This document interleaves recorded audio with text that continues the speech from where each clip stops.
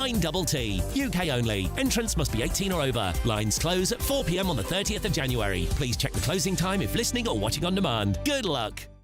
You want to know what's really going on in the corridors of power? Labour don't know what to do with you half the time, and that makes you quite lethal in the chamber. Get behind the headlines with Chopper's Political Podcast. Join me, Christopher Hope, as I sit down with the great and the good of British politics. We'll see where this ruling takes us. These are the stories shaping our nation.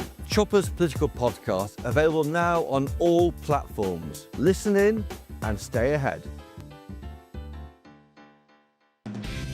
Decisions made in Washington aren't just shaping America, they're shaping Britain too. From migration to global security, from crime to health. Whatever happens in the White House today will be felt in your town or city tomorrow. That's why The Late Show is live from Washington, D.C. Cutting through the politics to show you what it all means for Britain. The Late Show live every night at midnight. Only on GB News, Britain's news channel. Britain deserves a newsroom that puts the facts and your voice first. Well, and that's what you get on GB News. Lively debates, lively conversation. And we're not afraid to hold power to account. And each other. So join me, Andrew Pierce. And me, Miriam Gates, for Britain's Newsroom, weekdays from 9:30 on GB News. Do you trust what you're being told? Good, because neither do I. Those are just facts. I'm Alex Armstrong, and on my show, we'll expose the spin. Well, I want to answer that because you didn't let me last time, because you always speak over me. The broken promises. To deny that is denying the truth. And the hypocrisy. Needs to stop. We can allow. Politics, policy, parliament. Nothing is off limits. No sugarcoating, no fear of offence, just the truth laid bare. Tune in every Saturday and Sunday at 9 p.m. for Alex Armstrong Tonight, only on GB News, Britain's news channel. A really important thing about GB News, and it's brought something completely different to the landscape. The mainstream is all about keeping the status quo as it is, ticking along quite nicely. They don't want to ask difficult questions. GB News exists because there is a desperate need for fearless journalism that puts the people first. GB News came on the scene as a disruptor, and it has always been a disruptor ever since. Journalism in this country has been a cosy world full of groupthink until now. Well, the reality is that most British journalists are afraid. That's not GB News. Journalism is journalism at the end of the day, and we're not here to serve any masters. Our masters are our audience. We're here to talk about things in a way that have never been broadcast on British airways before. Do not miss a moment on GB News. The #1 news channel in the country.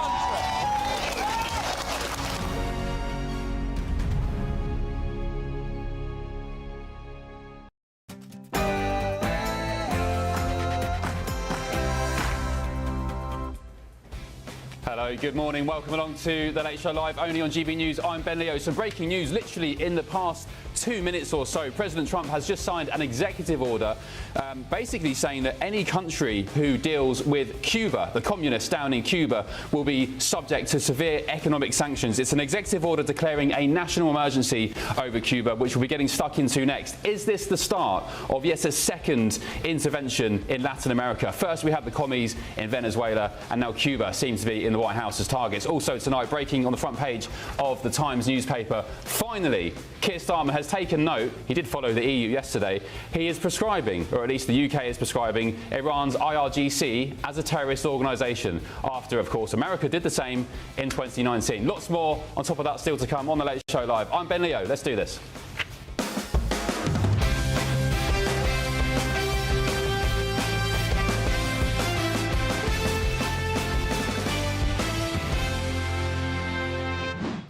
Good morning. Thank you for your company. I'm back in town. It's still snowy here in Washington, D.C. I'm joined tonight with my panel, Greg Swenson and Colin Reid. And down the line in London, of course, Matthew Torbett. Matthew, hello. Are you there? Thank you for joining us this morning. Some big breaking news. Greg Swenson, we'll start with you. President Trump, you hadn't heard this until you just walked in a second ago. So apologies for jumping this on you as well, Colin. President Trump has just signed an executive order declaring a national emergency over Cuba and basically also authorising new tariffs on any nation that dare deal with Cuba, oil, anything else. Is this the start of Venezuela part two? It very well might be.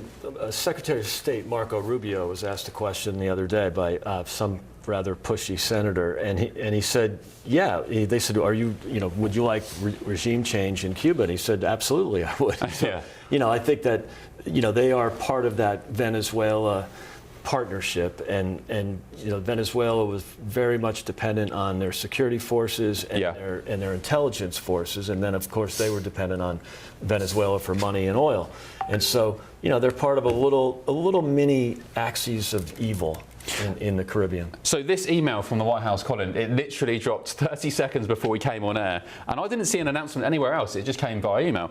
It talks about how Cuba aligned themselves with the People's Republic of China. Cuba welcomes transnational terrorist groups such as Hezbollah and Hamas, creating a safe environment for these malign groups so that the groups can build economic, cultural and security ties. One recurring theme amongst all the activity and the sort of headlines that have hit Washington, D.C. and the world in recent weeks, talking about Greenland, talking about Iran, Venezuela and now Cuba. The link, Colin, seems to be, beyond other things, China.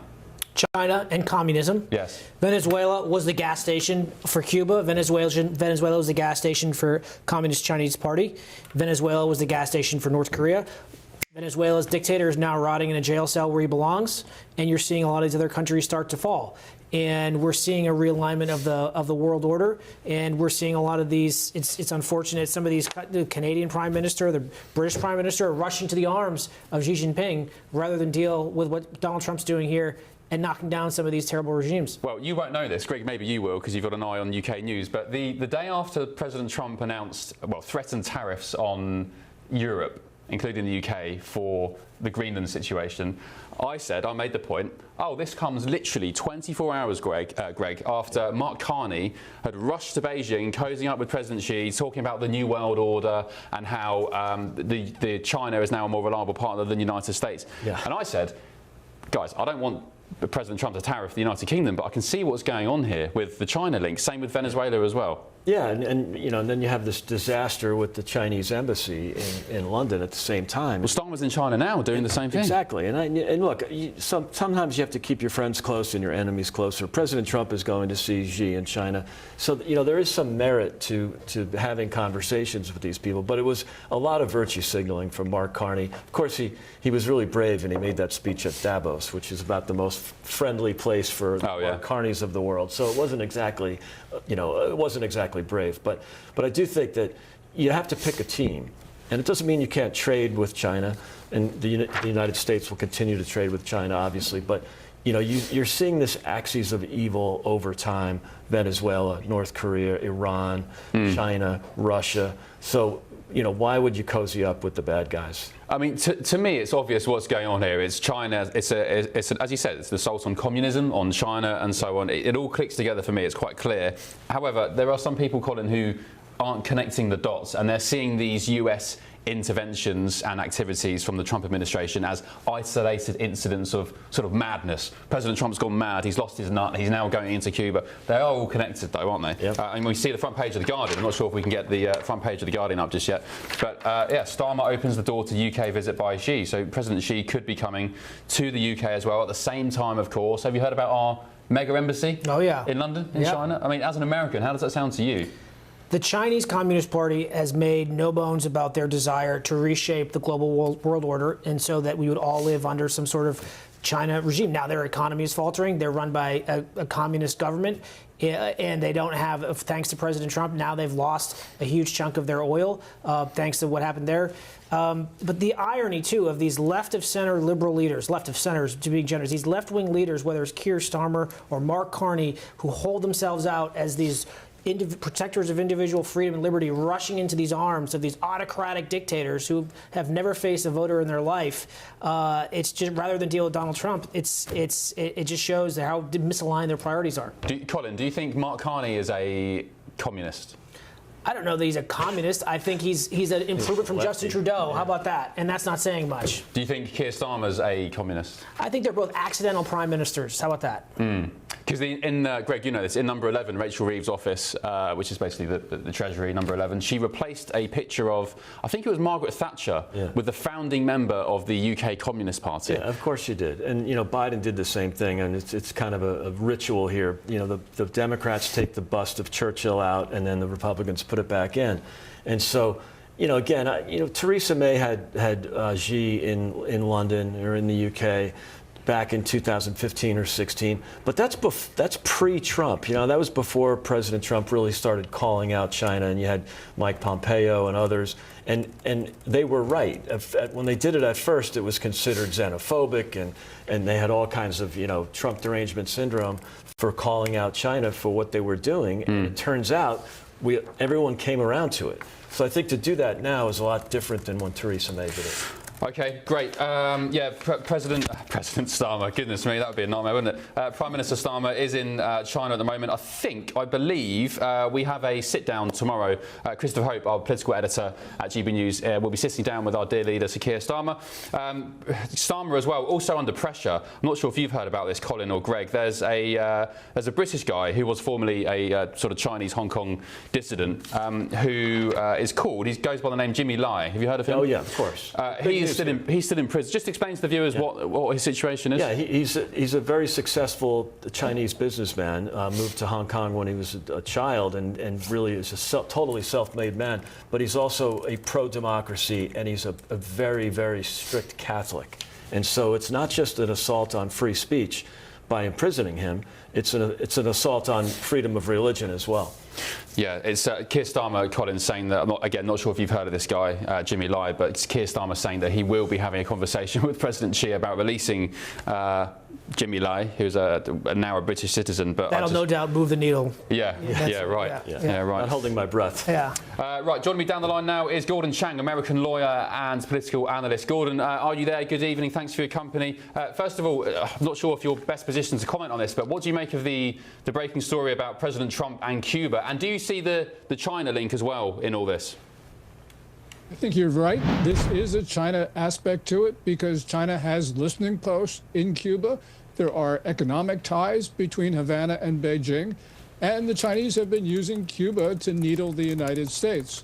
So clearly we have that connection.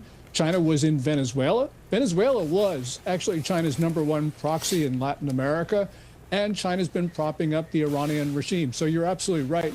That is the common denominator with all of these regimes. What do you make of our Prime Minister, Keir Starmer, and his trip to China? I guess, as Greg Swenson just said, you know, you've got to keep your enemies close. Of course, you have to go to China and do deals. But the Tories today, the Conservative Party, were accusing our Prime Minister of scrambling around for whatever economic crumbs they could get because, of course, their own sort of economic performance back home in Blighty is so poor. What do you make of it? Well, I sort of remember what Margaret Thatcher said. She said, I smell the stench of appeasement in the air. So, yeah, that's exactly what was going on. I don't like it when President Trump says he's going to Beijing. I don't think he should go. I don't think Keir Starmer should be there. I don't think Macron should have been there. I don't think that Merz, who is supposed to go there next month, he shouldn't make the trip either. But they are doing it. And the problem for them is that they're going to a country whose economy is falling apart and a country that doesn't want to buy the products of other countries. You know, as we saw from Robin Harding in FT in November, trade with China is impossible. So, you know, I think that it is mission impossible for Starmer to talk about a trade relationship with Beijing that will be mutually beneficial. Just enlighten me, please, because I would love to know more. But why is China's economy, for those who don't know, including me, why is it in free fall, their economy? The problem is the property sector. China has something like enough apartments to house its entire vacant apartments to house its entire population of 1.4 billion people. Property used to be somewhere between 25 to 29, maybe 31% of GDP, gross domestic product. So it's the black hole at the center of the Chinese economy. Xi Jinping could rescue the Chinese economy, but his policies are accelerating the problems, creating deflation. And as we all know, deflation is an economy killer. So the Chinese economy didn't grow at the 5.0% pace that they reported for last year. It's more like maybe 1%, maybe even 0. We just don't know. I don't think anybody knows. But clearly, China is exaggerating its economic performance. Okay, Gordon, thanks very much for that. Appreciate it. I think it's the Chinese firm, is it Evergrande or Evergrande, however you pronounce it, but they've been on the teeter for some years now. I think they've also, always been linked to kind of the catalyst for the next financial meltdown. But just very quickly, is Evergrande, is that the firm involved in a lot of these empty Chinese properties? Yes, it failed in 2021, and that was the beginning of the end of the property sector, where the Chinese government started to choke off the credit because there was too much money there and too many bad loans.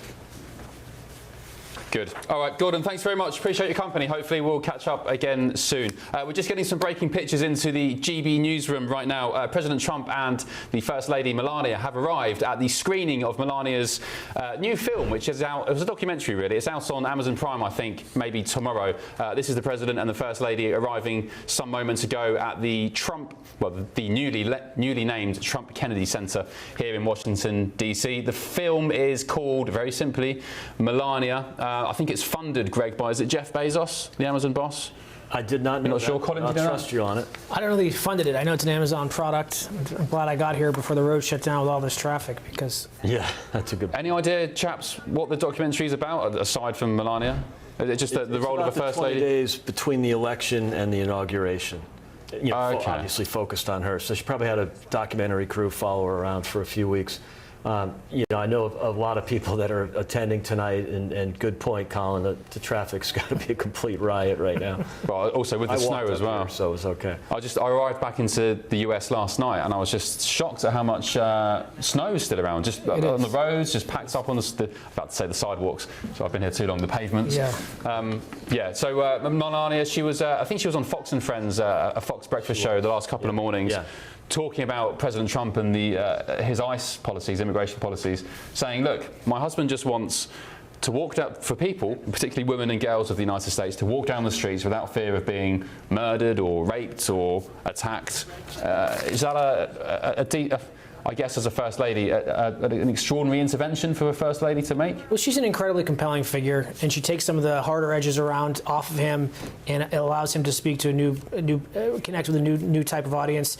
And she doesn't often weigh in on policy, and I think that's intentional. I think the fact that she is speaking out here indicates that she feels strongly about it, and she feels as though it's something, by the way, that he ran on, that he said he was going to do, and now he's doing it. And that's one thing that I don't expect him to see him deviate from, regardless of what has happened in recent days. And did she, as far as I remember, Greg, she also wrote that letter to Putin.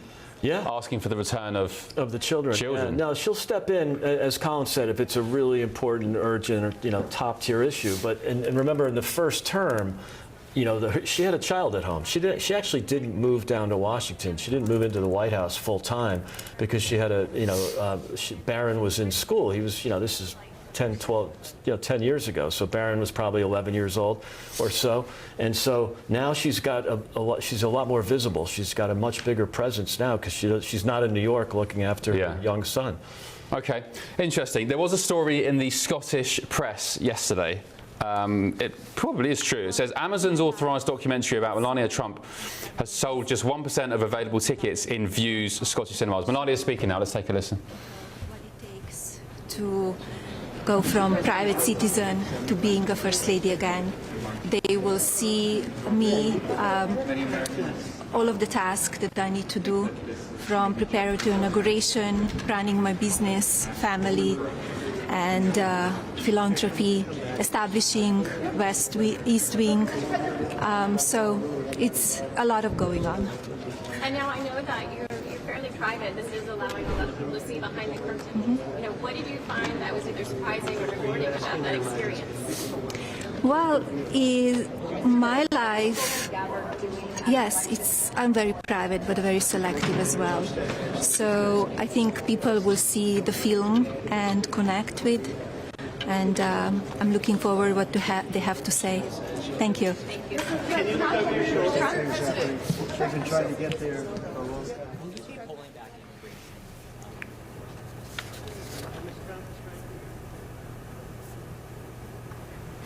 Okay, that was Melania Trump speaking at the premiere of her new film. It's a documentary on Amazon Prime. I think it's out tomorrow if you care to watch it on Amazon Prime. It's, as Greg just helpfully described, it's a 20-day watch. It's a follow of her between the inauguration and... I think from the election. From the election, okay, to the inauguration. Or something like that, but I think it's 20 days prior to the inauguration. Okay, great.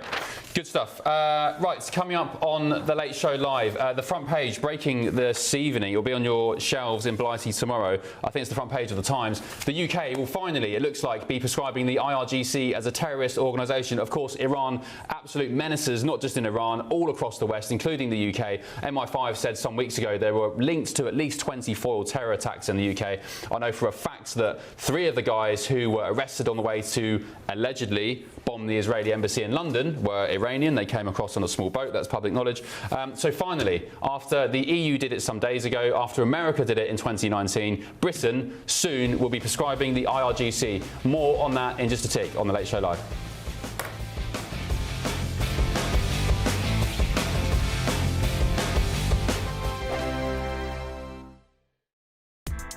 Join me, Nana Akwe, for an informative, interactive news programme with a difference. It's fun. No, he didn't say that, though. I'm so surprised. I think there's an element of truth to that. Join me from 3 p.m. every weekend, only on GB News, Britain's news channel. Hi, I'm Michelle Dewberry, and my show is your opportunity to cut through all the noise and dive in headfirst to some robust debates. Ideas clash. Situation, No, Because the failure is... You're deliberately avoiding my point. Nothing's held back. And if you think this is the end of it, wait for more. And we do not shy away from the difficult stuff. Sometimes I want to shake people and say, if only you understood. So join me on Jubes & Co. weeknights at 6 p.m, only on GB News, Britain's news channel. Mornings don't have to be tiresome, especially if you have the right company. Wake up to news as it happens, opinion and debate, and of course, a little bit of entertainment too. Because when the kettle's on, we're on. That's Breakfast on GB News, a show worth waking up for. Every morning from 6 a.m. Only on the People's Channel, Britain's news channel. We'll spread the news, you spread the word. Westminster, the ultimate clique. And you're fighting like rats in a sack. But here on the Camilla Tominey Show, we ask the questions the establishment media is too scared to ask. OK, let me ask you a straight question, because I know you're a straight-talking politician. Whether it's net zero, illegal immigration or law and order, nothing is off limits. You had the power then. Yeah, as I and say, now you've lost it. That's the Camilla Tominey Show, a politics show that's fearless. But no, let me finish my question if you don't mind, because it is my show. Sundays at 9:30, only on GB News, the People's Channel, Britain's news channel.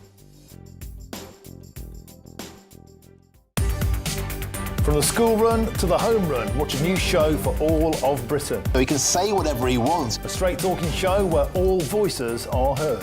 And, you know, when are we going to stop talking about smashing the gangs and actually do it? With the stories that matter from every part of our country. There's a bit of a crash landing there for your Chancellor. Bold, fearless and standing up for you. That's me, Martin Daubney, 3 p.m. till 6 p.m, weekdays, here only on GB News. The People's Channel, Britain's news channel.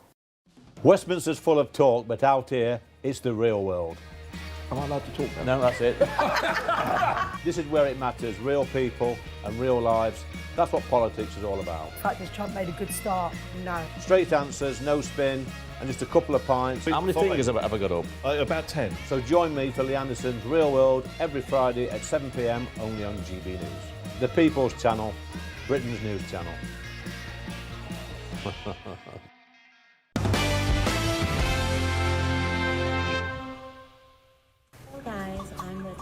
Favorite president. I'll tell you why the UK government may want to be taking note of the president's rather unlikely friendship with rapper Nicki Minaj in just a tick. But first tonight, breaking news. It's understood that ministers will introduce a landmark law to allow them to ban Iran's Islamic Revolutionary Guard Corps, the IRGC. That follows the European Union's announcement yesterday that they have also banned the group.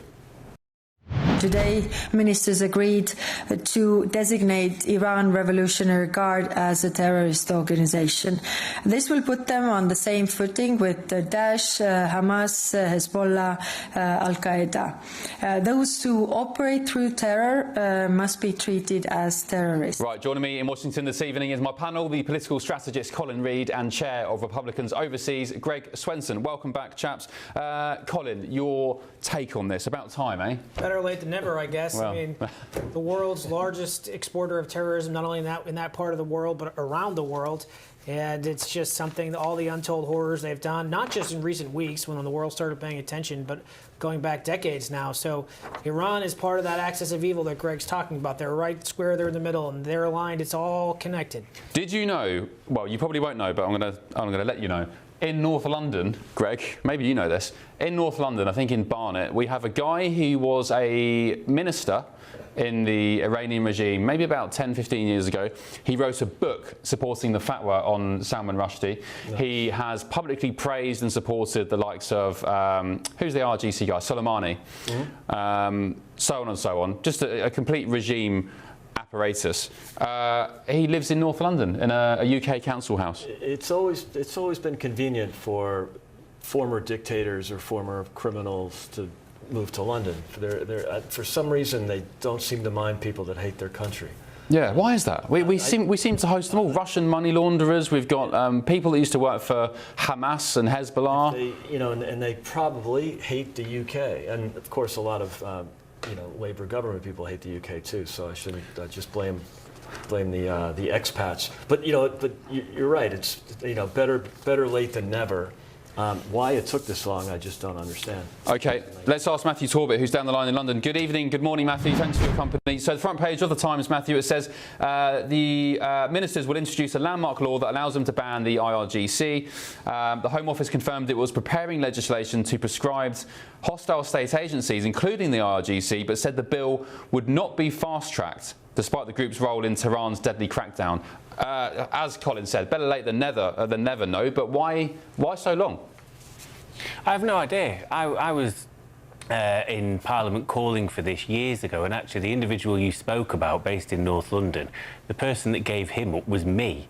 I was given the information by a journalist, and the MP I work for therefore put in an urgent question on the fact that we seem to be harbouring an alleged Hamas operative. This is where it all come from. So it always confused me why we wouldn't do this, and actually I don't think I'm breaching any confidentiality. I remember waiting for the MP I worked for at the time in the voting lobby to give him some information as he came out. And David Lammy had just responded to this urgent question to put pressure on James Cleverly, who was Foreign Secretary at the time. And he put forward, why is the government not prescribing the IRGC? And James Cleverly collared David Lammy afterwards and said, you know why we can't do this. You know why. So there must be stuff we don't know about, maybe above our pay grades or whatever, but it's a welcome move. It's been long needed and maybe a sign of the times that things aren't looking too good for Iran at the moment.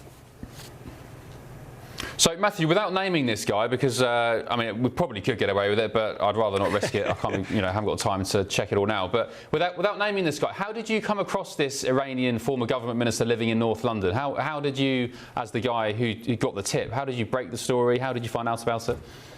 So I was approached by the journalist because our office used to deal a lot with Middle East issues. The office was based in a constituency that has one of the largest Jewish constituencies in the country. Therefore, the Middle East always plays a big part, and people have an interest in that. So the journalist approached us to see if we would approach the government with it. I don't know if they were worried about breaking any relationship they may have had with the government. We said, yeah, this works for us. We'll totally put pressure on them. This is ridiculous for a start, if true. And also, if we can set the ball rolling on this guy being deported or whatever else needed to be done, then yes, so be it. So I took it to the party, I took it to the MP, we put in the urgent question, and it appears to have got that ball rolling. Oh, well done. Good stuff. I mean, yeah, I tried to speak to the chap, again, I won't name him, at some points last year, but he wasn't too keen on speaking to me when I rocked up with a camera and a microphone. But yeah, he wrote a book backing the fatwa on Salman Rushdie. He's a massive supporter of Soleimani. He was in the Iranian government when it, of course, is still now slaughtering civilians and Iranians who dare protest or, you know, dissidents. And he's just living the life of Riley in North London somewhere. I can't remember exactly where it is. I think it's near Barnet. But again, there's another guy. We've got a guy who used to be Hamas's, what was his role? He was a Hamas chief on the West Bank, who also bought his council house for something like £200,000 back in the day. It's now worth £700,000. I mean, Great Britain 2026. Niall Gardner's down the line. Niall, former aide to Margaret Thatcher. Good evening. Thank you for your company, Niall. What's your take on this? IRGC, some 6 years after the United States saw sense and did it. I guess that was under President Trump, was it? 2019? Yeah. Yes. Well, great to be back on the show, Ben. Welcome back to Snowpocalypse DC. And I have to say, you know, this Labour government, they're doing the right thing finally, after the useless European Union has actually prescribed the Revolutionary Guard course. So you have yet again, you know, Keir Starmer, David Lammy, at the very last moment, actually getting their act together and announcing legislation. But they're not fast-tracking it, though. And it's going to, I think, take months and months before they actually implement this legislation. So it's clear they're not treating this as any sort of real priority. They're forced to do this because the EU is doing it.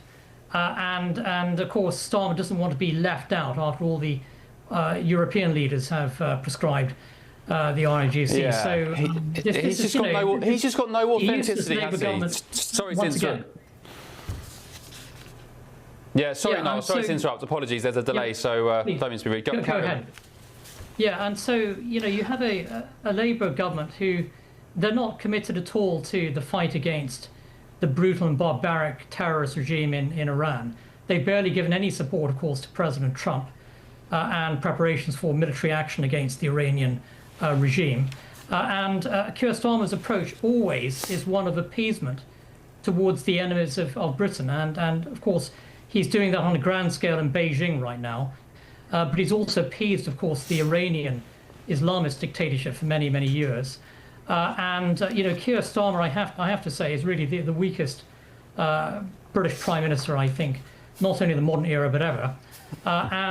He's really being forced to take action, finally, against the Revolutionary Guard Corps as a sort of last resort.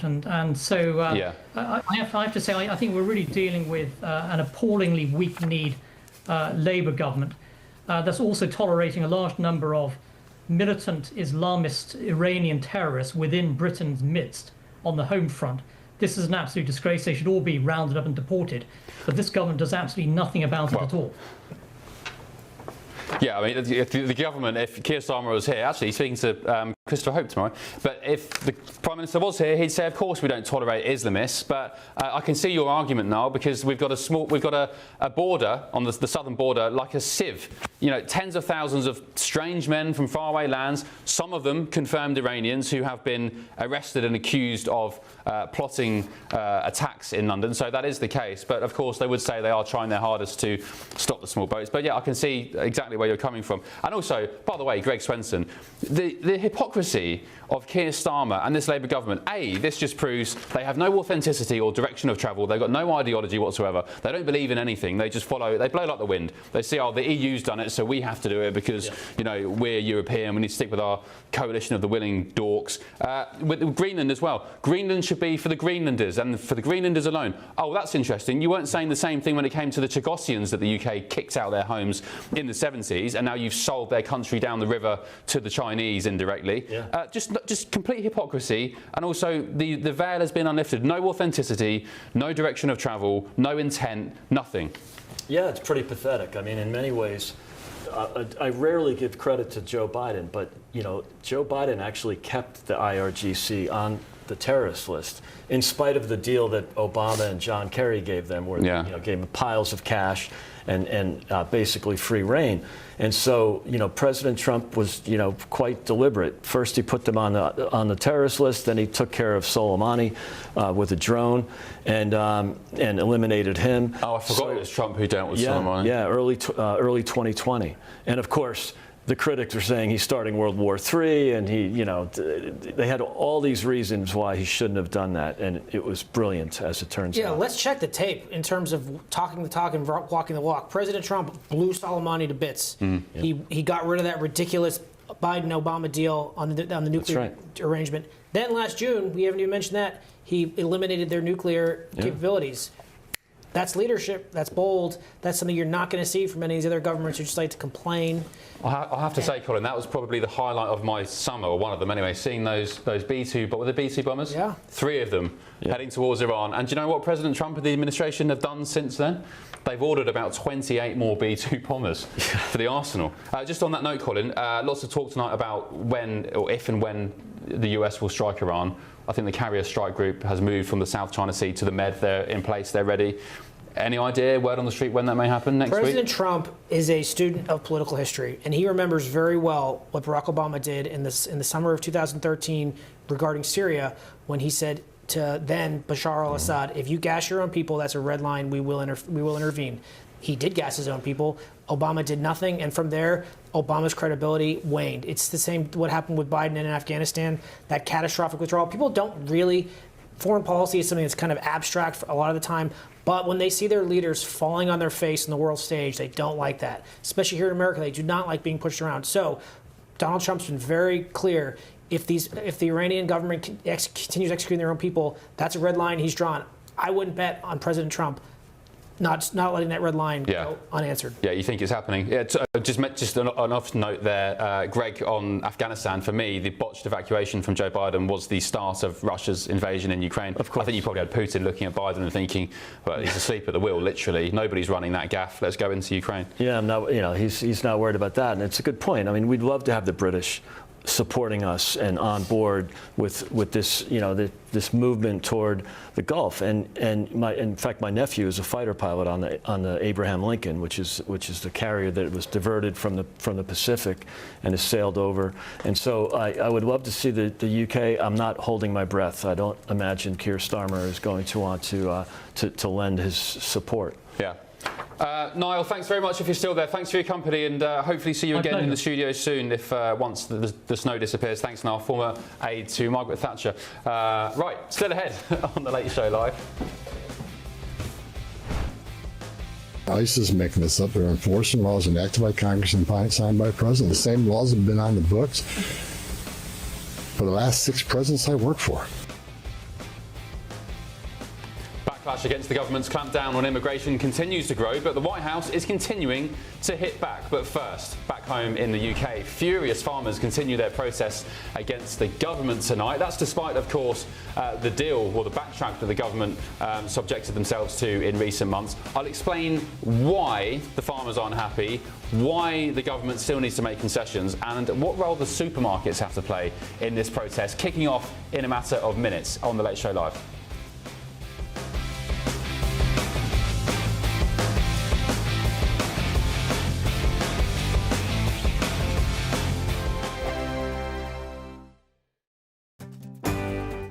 I'm Michael Portillo. This is GB News, the People's Channel, Britain's news channel. Westminster, the ultimate clique. And you're fighting like rats in a sack. But here on the Camilla Tominey Show, we ask the questions the establishment media is too scared to ask. OK, let me ask you a straight question, because I know you're a straight-talking politician. Whether it's net zero, illegal immigration or law and order, nothing is off limits. You had the power then. Yeah, as I and said, now you've lost it. That's the Camilla Tominey Show, a politics show that's fearless. But no, let me finish my question if you don't mind, because it is my show. Sundays at 9:30, only on GB News, the People's Channel, Britain's news channel. No matter the state it's in, this is our nation. Join me, Jacob Rees-Mogg, for a genuine, honest discussion on where we have been, where we are going, and where we are. with the people who set the direction. Tune in to State of the Nation every Monday to Thursday, 8 to 9 o'clock. Only on GB News. Britain deserves a newsroom that puts the facts and your voice first. Well, and that's what you get on GB News. Lively debates, lively conversation. And we're not afraid to hold power to account. And each other. So join me, Andrew Pierce. And me, Miriam Gates, for Britain's Newsroom, weekdays from 9:30 on GB News. At GB News, we love to hear from you, our loyal community. So drop us a line at gbnews.com/yoursay. There you can talk to each other and also to the presenters live on air. gbnews.com/yoursay, because GB News is your channel, Britain's news channel. Westminster's full of talk, but out here, it's the real world. Am I allowed to talk now? No, that's it. This is where it matters, real people and real lives. That's what politics is all about. In fact, has Trump made a good start? No. Straight answers, no spin, and just a couple of pints. How many fingers have I got up? About 10. So join me for Lee Anderson's Real World every Friday at 7 p.m. only on GB News. The People's Channel, Britain's news channel. From the school run to the home run, watch a new show for all of Britain. He can say whatever he wants. A straight talking show where all voices are heard. And, you know, when are we going to stop talking about smashing the gangs and actually do it? With the stories that matter from every part of our country. There's a bit of a crash landing there for your Chancellor. Bold, fearless and standing up for you. That's me, Martin Daubney, 3 p.m. till 6 p.m. weekdays here only on GB News. The People's Channel, Britain's news channel. I'm Stephen Dixon, and thanks for joining us on GB News, Britain's news channel.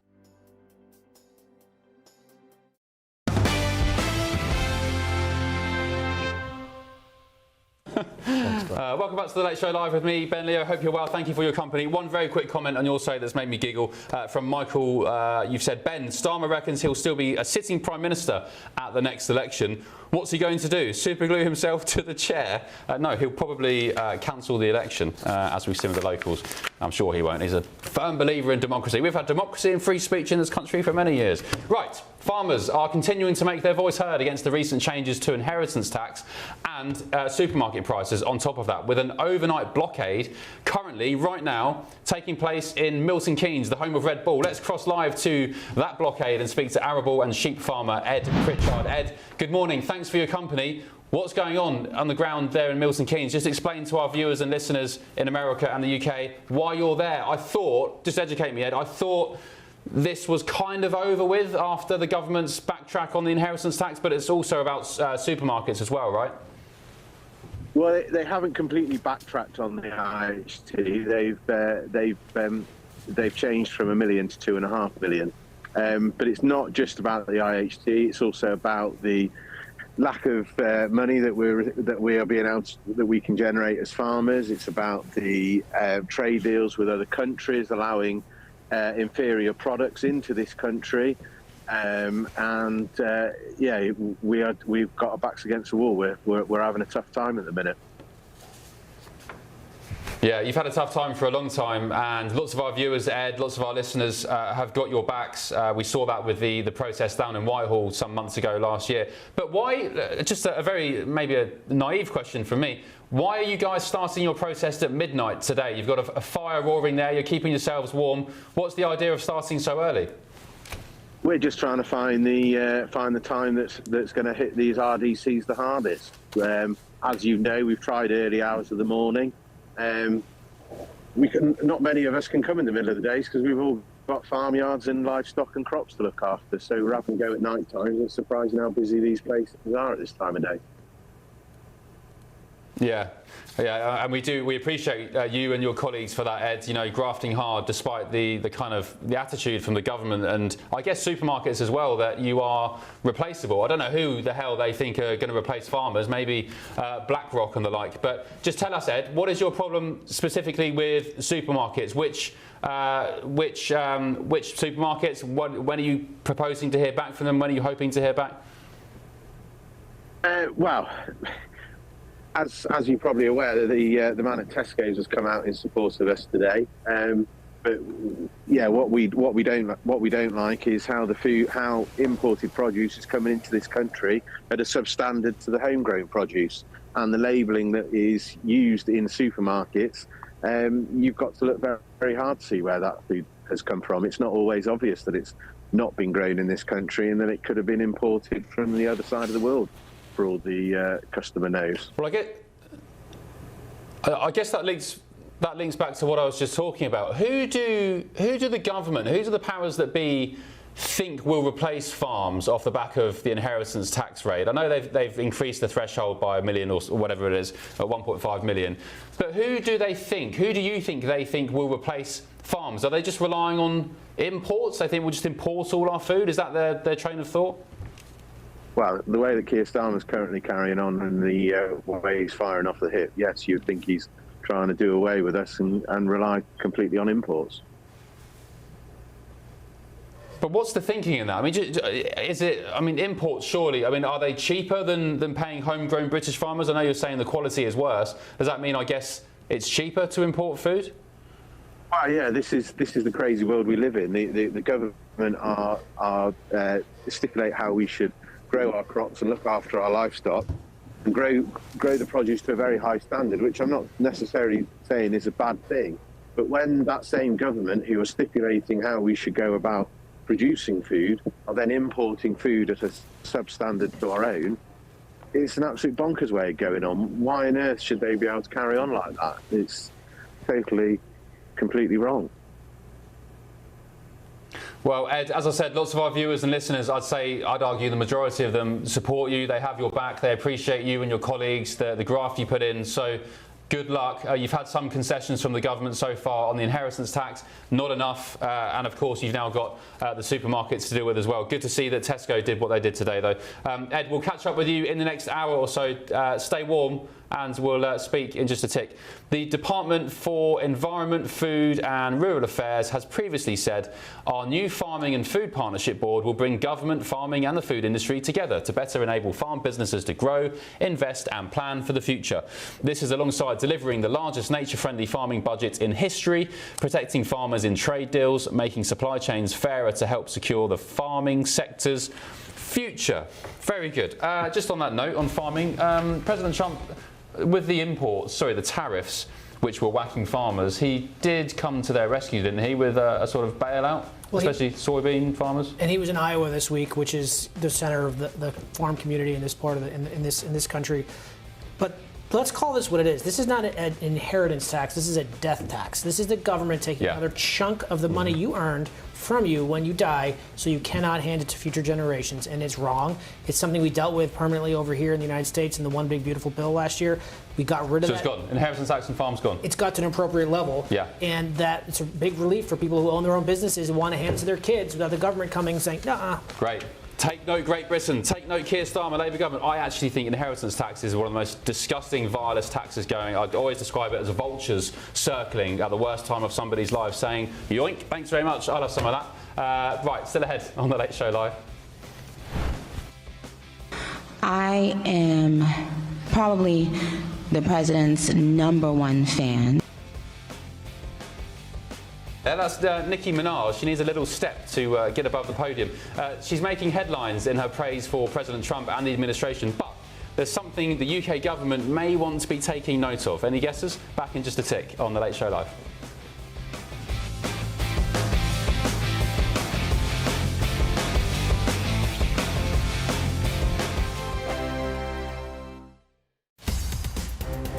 GB Newsroom, we bring you the news as it happens. With our team of dedicated journalists across the UK, we're ready to keep you up to date with what's happening every half an hour, every single day. Bulletins here on GB News, the People's Channel, Britain's news channel. Mornings don't have to be tiresome, especially if you have the right company. Wake up to news as it happens, opinion and debate, and of course, a little bit of entertainment too. Because when the kettle's on, we're on. That's Breakfast on GB News, a show worth waking up for. Every morning from 6 a.m. Only on the People's Channel, Britain's news channel. We'll spread the news, you spread the word. Westminster's full of talk, but out here, it's the real world. Am I allowed to talk No, now? that's it. This is where it matters, real people and real lives. That's what politics is all about. The fact is Trump made a good start, no. Straight answers, no spin, and just a couple of pints. How many fingers have I got up? About 10. So join me for Lee Anderson's Real World every Friday at 7 p.m. only on GB News. The People's Channel, Britain's news channel. At GB News, we love to hear from you, our loyal community. So drop us a line at gbnews.com/yoursay.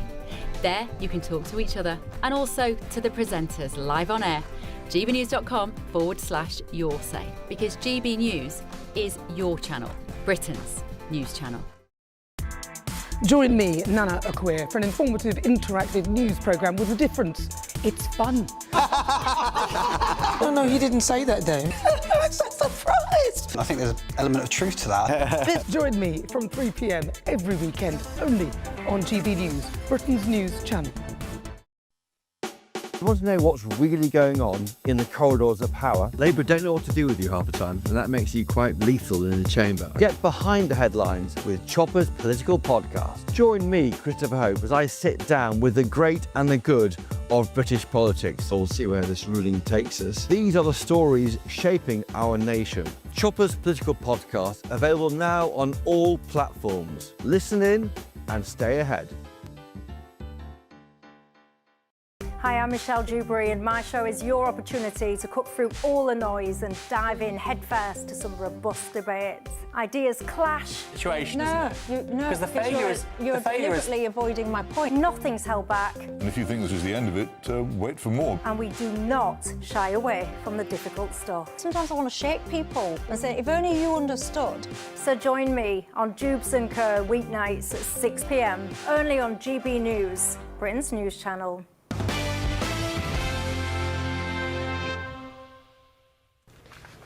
Hello, welcome back to The Late Show Live with me, Ben Leo. Let's look at the front pages in tomorrow's newspapers now with my panellist, political strategist Colin Reid, and Chair of Republicans Overseas UK, Greg Swenson, and our man in London, former Labour advisor Matthew Torbett. Matthew, welcome back. Should we look at the front page of the Eye? The headline reads, the UK is set to deport asylum seekers to war-torn Syria in migrant crackdown. What's your take on this? I'm interested to hear how you feel about deporting illegal migrants to quote-unquote war-torn countries. Well, it's interesting. Shabana Mahmood is someone, from what I gather from people in the civil service, who's somewhat of a maximalist. She's, you know, we've got to get stuff done. I will ram it through whatever happens. Whether it will be the right thing or the wrong thing, we don't know, but she's absolutely adamant she's got to be seen to be getting stuff done.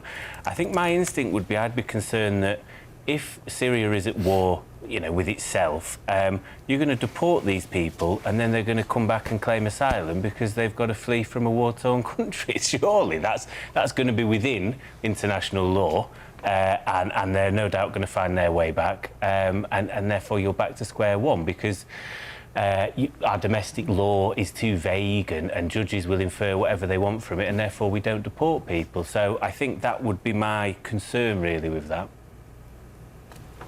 I wonder why it's just Syria, though, Matthew. Why not say Afghanistan in that as well? And I don't know, I guess Iran. Is Iran technically at war? I know there's a despot regime, but why not just do the whole lot, make a big song and dance about it? Why just Syria? I don't know is the truth. That's an interesting point. I think Afghanistan, I mean, I can't imagine we've got great diplomatic ties with the Taliban at the moment. Less said the better. But I'm not sure. I'll be intrigued to see inside of the Eye tomorrow morning because it's going to go down very badly with some inside the Labour Party, particularly those on the more left-wing side of it. OK.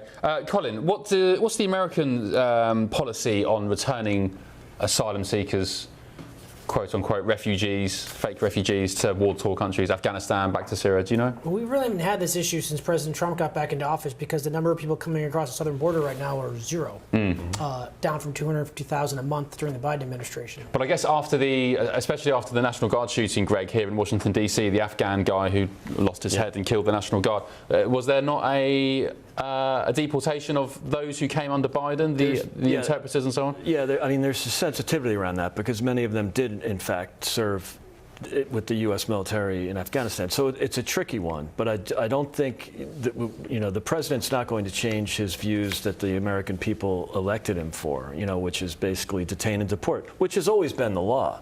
I mean, this is not new. President Trump didn't make the law. Yeah. It's just that President Biden chose not to enforce it and then purposely waved in all these migrants. Do you care if illegal migrants are deported back to their war-torn home countries? No. Are you bothered? No, because if they were really, if they really were running from a war-torn country, they would come in legally. There are processes to claim asylum, not crossing the Rio Grande from on the Mexican border. So, if you allowed that, what do you do with the other 13 million that came across during the Biden years, right? So you have to have that deterrent. It's sad, but it is something that we wouldn't have this problem and some sort of auto or overcorrection if it wasn't for the deliberate, deliberately allowing 13 million people, many of whom were terrorists, many of whom were human traffickers, drug traffickers, sexual predators. President Trump reckons up to 25 million, so it could be anywhere between 10 and 25 million. Colin, are you particularly bothered about sending migrants back to their home countries if they're war-torn? Or even if, for example, we've had cases in the UK where we've not deported, and this is true, paedophiles because they'll be lambasted back in their home country. I think Pakistan was one, because they're a paedophile. They're a child abuser and they'll be under threat from, death or whatever. Do you care? It's hard to imagine anyone feeling sympathy for individuals like that. But what about people fleeing war, simply just fleeing war? Well, look, Greg's right. There's ways for them to do that legally, and I think the asylum process has been abused and it probably is needed reform. I look at all these stepped-up immigration enforcement from the Labour government right now, and it's more of a political reaction than a serious policy one. They see the polls, they understand they're hemorrhaging support, they understand people are fed up, they understand an election's coming that's going to hinge in large part of this issue, and it's much like Joe Biden in the summer of 2024 when he just reversed course on a number of policies he implemented because he knew he was going to get his clock cleaned in the election, as Kamala Harris eventually did. Matthew, last word to you. Is this another Labour move to kind of edge out reform? I know there was some polls from the by-election in Manchester released today showing that Reform are losing a couple of points when it comes to Labour and also the Greens as well. Is this Labour trying to combat reform? A bit more of a harder line on illegal migration? Yeah, I think they've got to, because as alluded to in the studio, this is going to be the number one issue at election time. It's the number one issue now, and if Labour isn't seen to be acting, they will find themselves out of office in 2 or 3 years' time. Yeah, OK. And very quickly, front page of the Mirror, if you've got time to get it up, maybe we can dive into it in more detail in the next hour. Madonna's been in Margate in Kent, Matthew. Just explain to Colin here, particularly in our US viewers, about the joys of Margate in Kent. Have you been there? I haven't, but I imagine it's like Blackpool, where we would go for summers and whatnot. Seaside towns, you can't beat them. I can appreciate it. I love the seaside. The idea of, Madonna's got to be getting on for what, 70 now? Like, she's going to retire to the seaside. Not wrong with that at all. More power to her. Yeah, I'm just a bit miffed she didn't go to Worthing in West Sussex, my neck of the woods. But Margate is nice. I love Kent. Yeah, the story is, and it's in The Sun, that Madonna has been spending time in Margate. She shared photos of herself on the promenade, presumably getting fish and chips and so on. And yeah, she's been really appreciating Margate and the Kent, what's the word? The Kent sort of splendours of the seaside. So well done, Madonna. Thank you. Right. Yeah, exactly. Exactly. Right, more coming up in the next hour, including this. We will be prepared to deliver whatever this president expects of the War Department.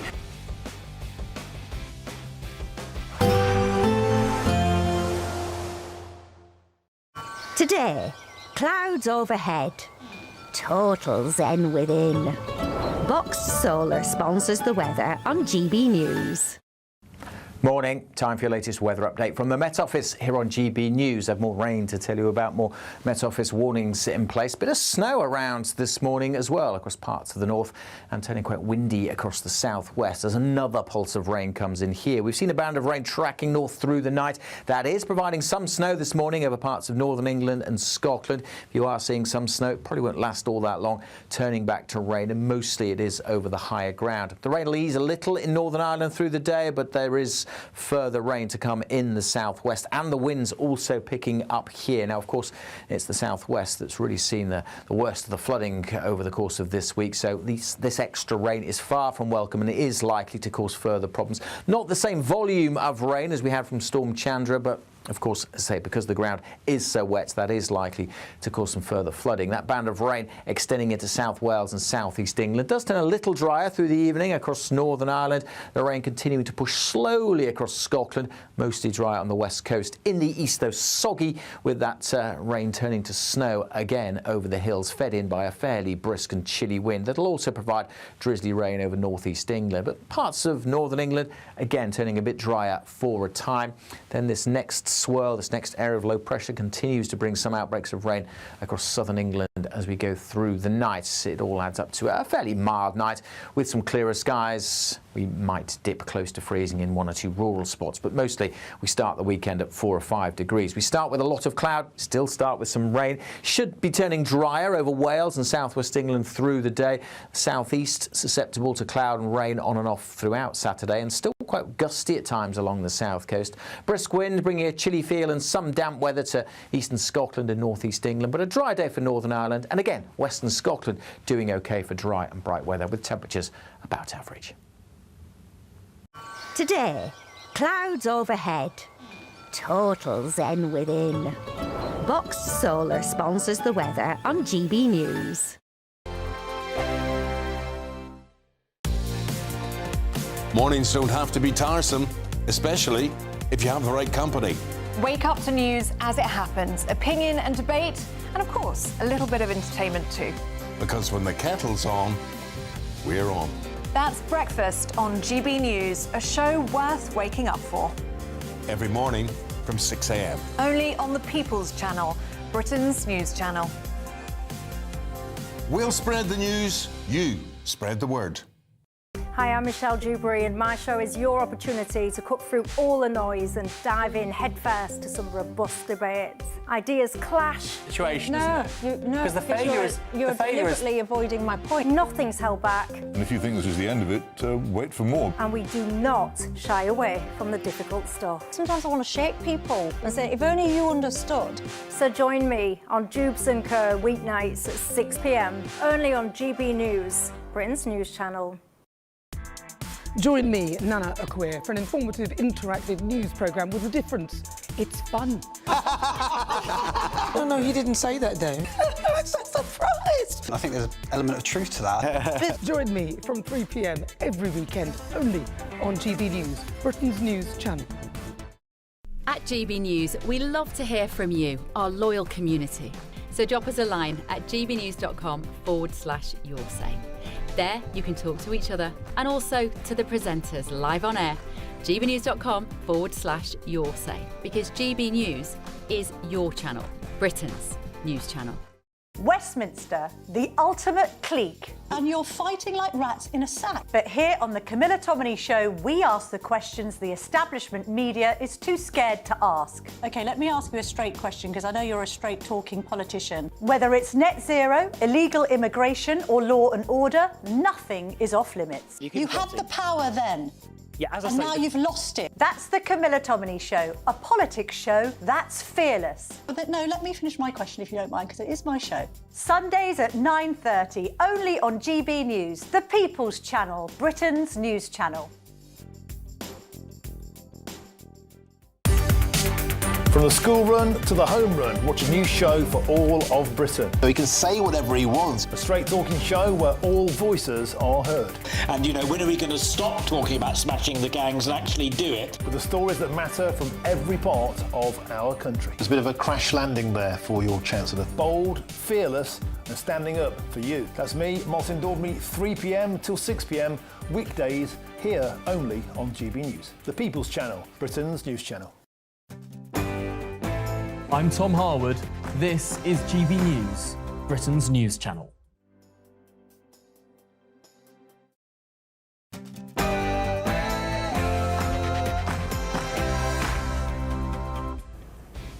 Hello, good morning. Thank you for your company. Live from Washington, D.C., this is GB News with the stories shaping Britain and America.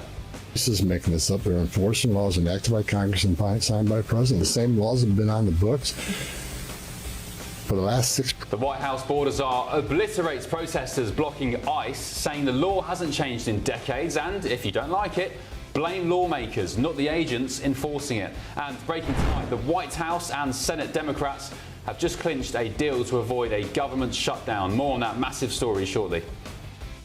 This government has already sanctioned Iran and the IRGC. We have used the powers that we have. Also breaking tonight, about time, better late than never, the Home Office has confirmed new legislation to prescribe Iran's state actor, the Islamic Revolutionary Guard Corps, following the EU labelling it a terrorist group earlier today. Meanwhile, Washington has just sent in another warship to the region. Is the US about to do a whole lot more than just legislate? Inheritance tax, which my father actually eliminated for farmers in the United States. I see what's happening to the farmers over here, and it directly mirrors so much of the strife that so many of the farmers in the United States had. They're speaking to me a little while ago during his trip to Britain on the issue of farmers and inheritance tax. And tonight, the farmers' fight continues in the UK. We'll cross live to an overnight blockade in Milton Keynes, hearing directly from those grafting farmers who are refusing to back down. Hello guys, I'm with my favorite president, the best president of all time. And I'm with the queen of rap. It may well be the strangest and maybe the most unlikely friendship of all time, but I'll tell you very shortly why rapper Nicki Minaj and President Trump are making all the headlines and why the British government may want to take notes. I'm Ben Leo and this is The Late Show Live. Remember, no breaks this hour.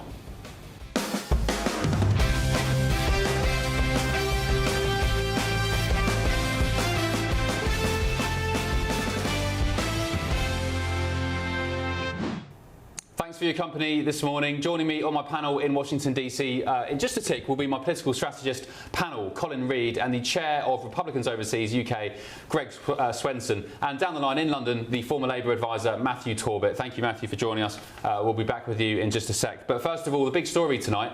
Breaking news, a government shutdown is looming here in Washington over funding for the Department of Homeland Security. That is the department, pretty much the America's Home Office, following recent ICE shootings, which have led, of course, to nationwide protests and unrest.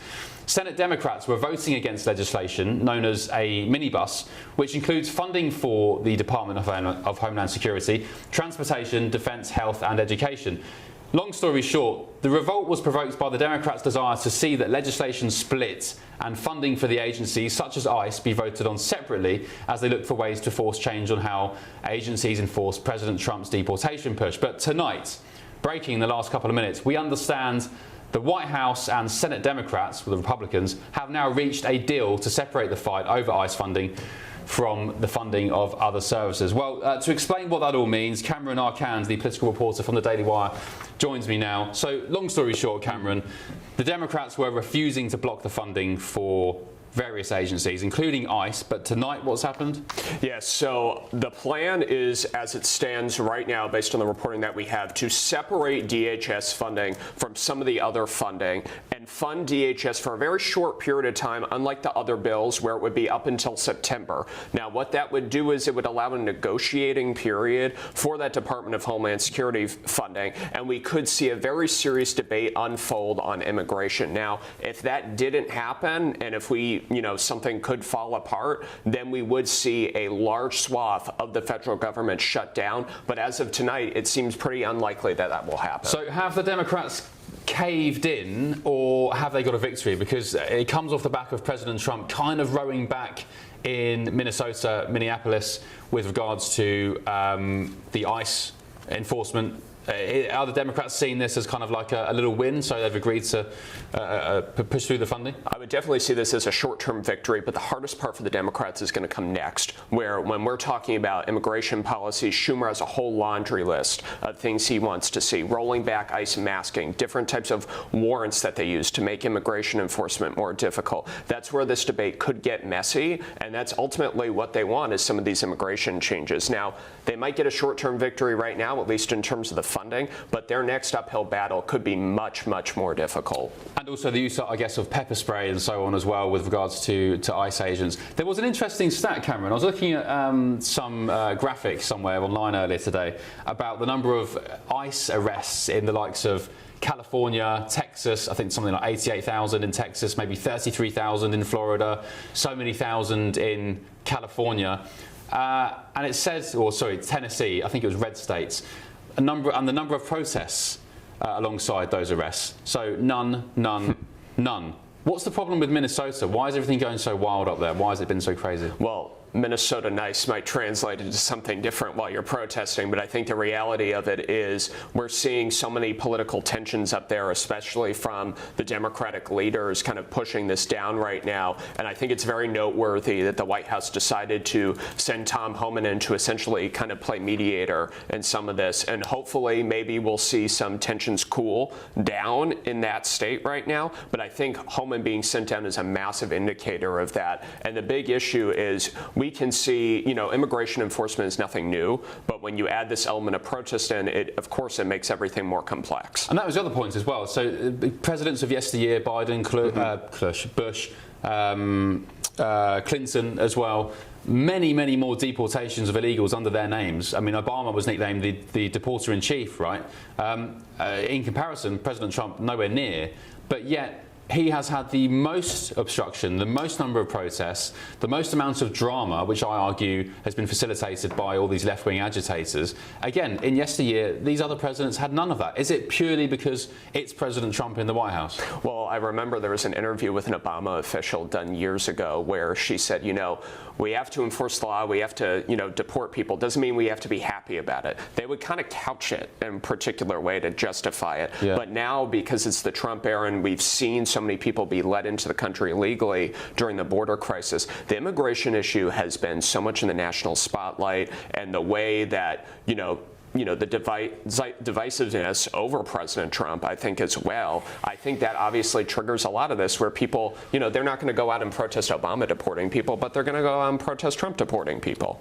Cameron, one of the main reasons for launching this show in America, GB News, for our British viewers, is to show our viewers and listeners back home across the Atlantic how things are being done here and how that might happen in the UK in maybe 2 or 3 years, because I always argue we're maybe sort of 5 years behind America.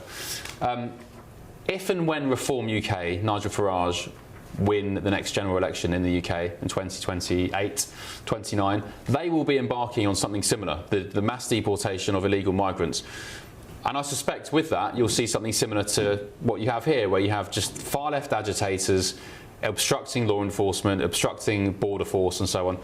What tips can you give to the UK, to the likes of Reform UK, Nigel Farage, or whatever government is in power at the time who embarks on a similar sort of deportation strategy? And I think we're seeing it right now, where with Homan being sent down, a lot of his philosophy has been very targeted immigration enforcement. Start with the criminals, have a priority list. And I think when you see that, and this is another component as well, making sure you have the labor force and the people that can actually handle this level of operation, something that in the U.S., and what makes this funding fight so silly to a degree is a lot of the funding to hire officers was done in the One Big Beautiful Bill last year. But now you have to train these officers, recruit these officers. This is going to be a process, and to make it more organized, you need people who are ready to go, ready to do the job, but you also need to make sure that there's priorities in place there. When I covered Arizona, the border crisis down there, there was people coming from all over the world, right?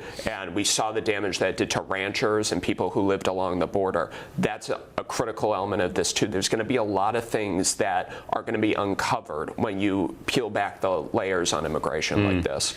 Well, let's hope we're ready for it, because I think it's coming in the UK. As I said, I think we're 3, 4, 5 years behind the US politically, culturally, socially, and if and when Reform win the election, which the polls say they will do at the moment, I know there's a long way to go, then we're probably going to have a similar situation where you've got just complete obstruction, organised, by the way, not just chaos, organised obstruction. I don't know who's funding this lot in Minnesota, in Minneapolis, but I could probably guess without naming names, but it is organised, isn't it? Mm-hmm.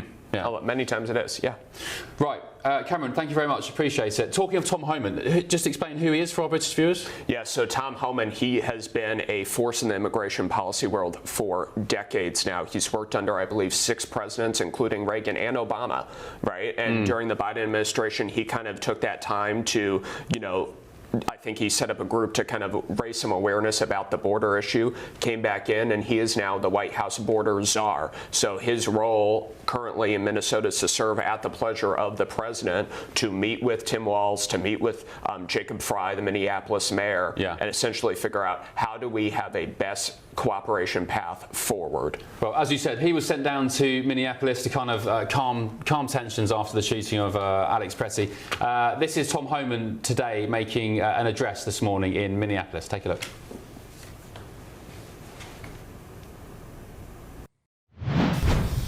This is common sense cooperation that allows us to draw down on the number of people we have here. Yes, I said it. Draw down the number of people here. Nothing's ever perfect. Anything can be improved on. And what we've been working on is making this operation safer, more efficient, by the book. I want to make it clear. ICE and CBP officers are performing their duties in a challenging environment under tremendous circumstances. But they're trying to do it with professionalism. If they don't, they'll be dealt with. Like any other federal agency, we have standards of conduct. I don't want to see anybody die. Not officers, not members of the community, and not the targets of our operations. Colin, the interesting thing about Tom Homan is he was Obama's, was he head of ICE? Is that his role? Head of ICE?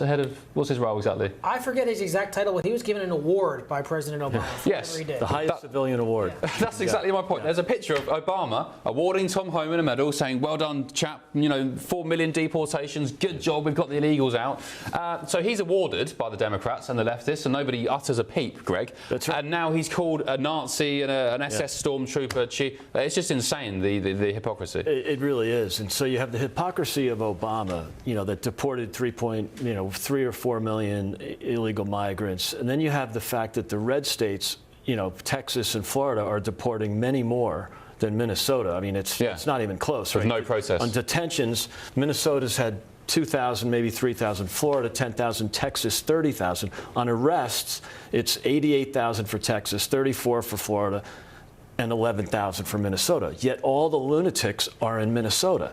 Why is that? I think part of it is, they just hate Trump, right? So any way that they can get to Trump, Minnesota, that's why Minnesota's not cooperating with ICE. But they're getting cooperation in the red states, and everything's fine. They have more deportations, and yet no violent incidents. And then, of course, you have the scandal in Minnesota that we could talk about that for half an hour. But, there is a massive fraud scandal that was, that is really bad news for Governor Walz. So anything he can do to get some attention away from that, which he's actually done a good job of.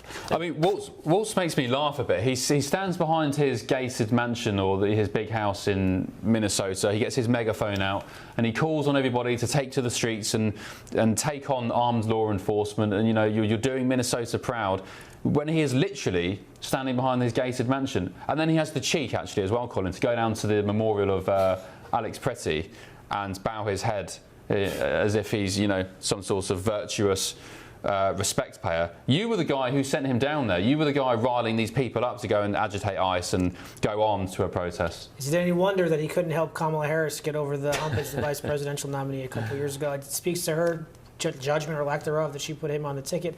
Look, bad leadership yields bad outcomes. It's difficult to believe this, but Minneapolis, 6 years ago, the summer of 2020, was the epicenter of a lot of these cities that just went to hell. It's the same crew. Tim Walz, the mayor Jacob Fry, they're still there.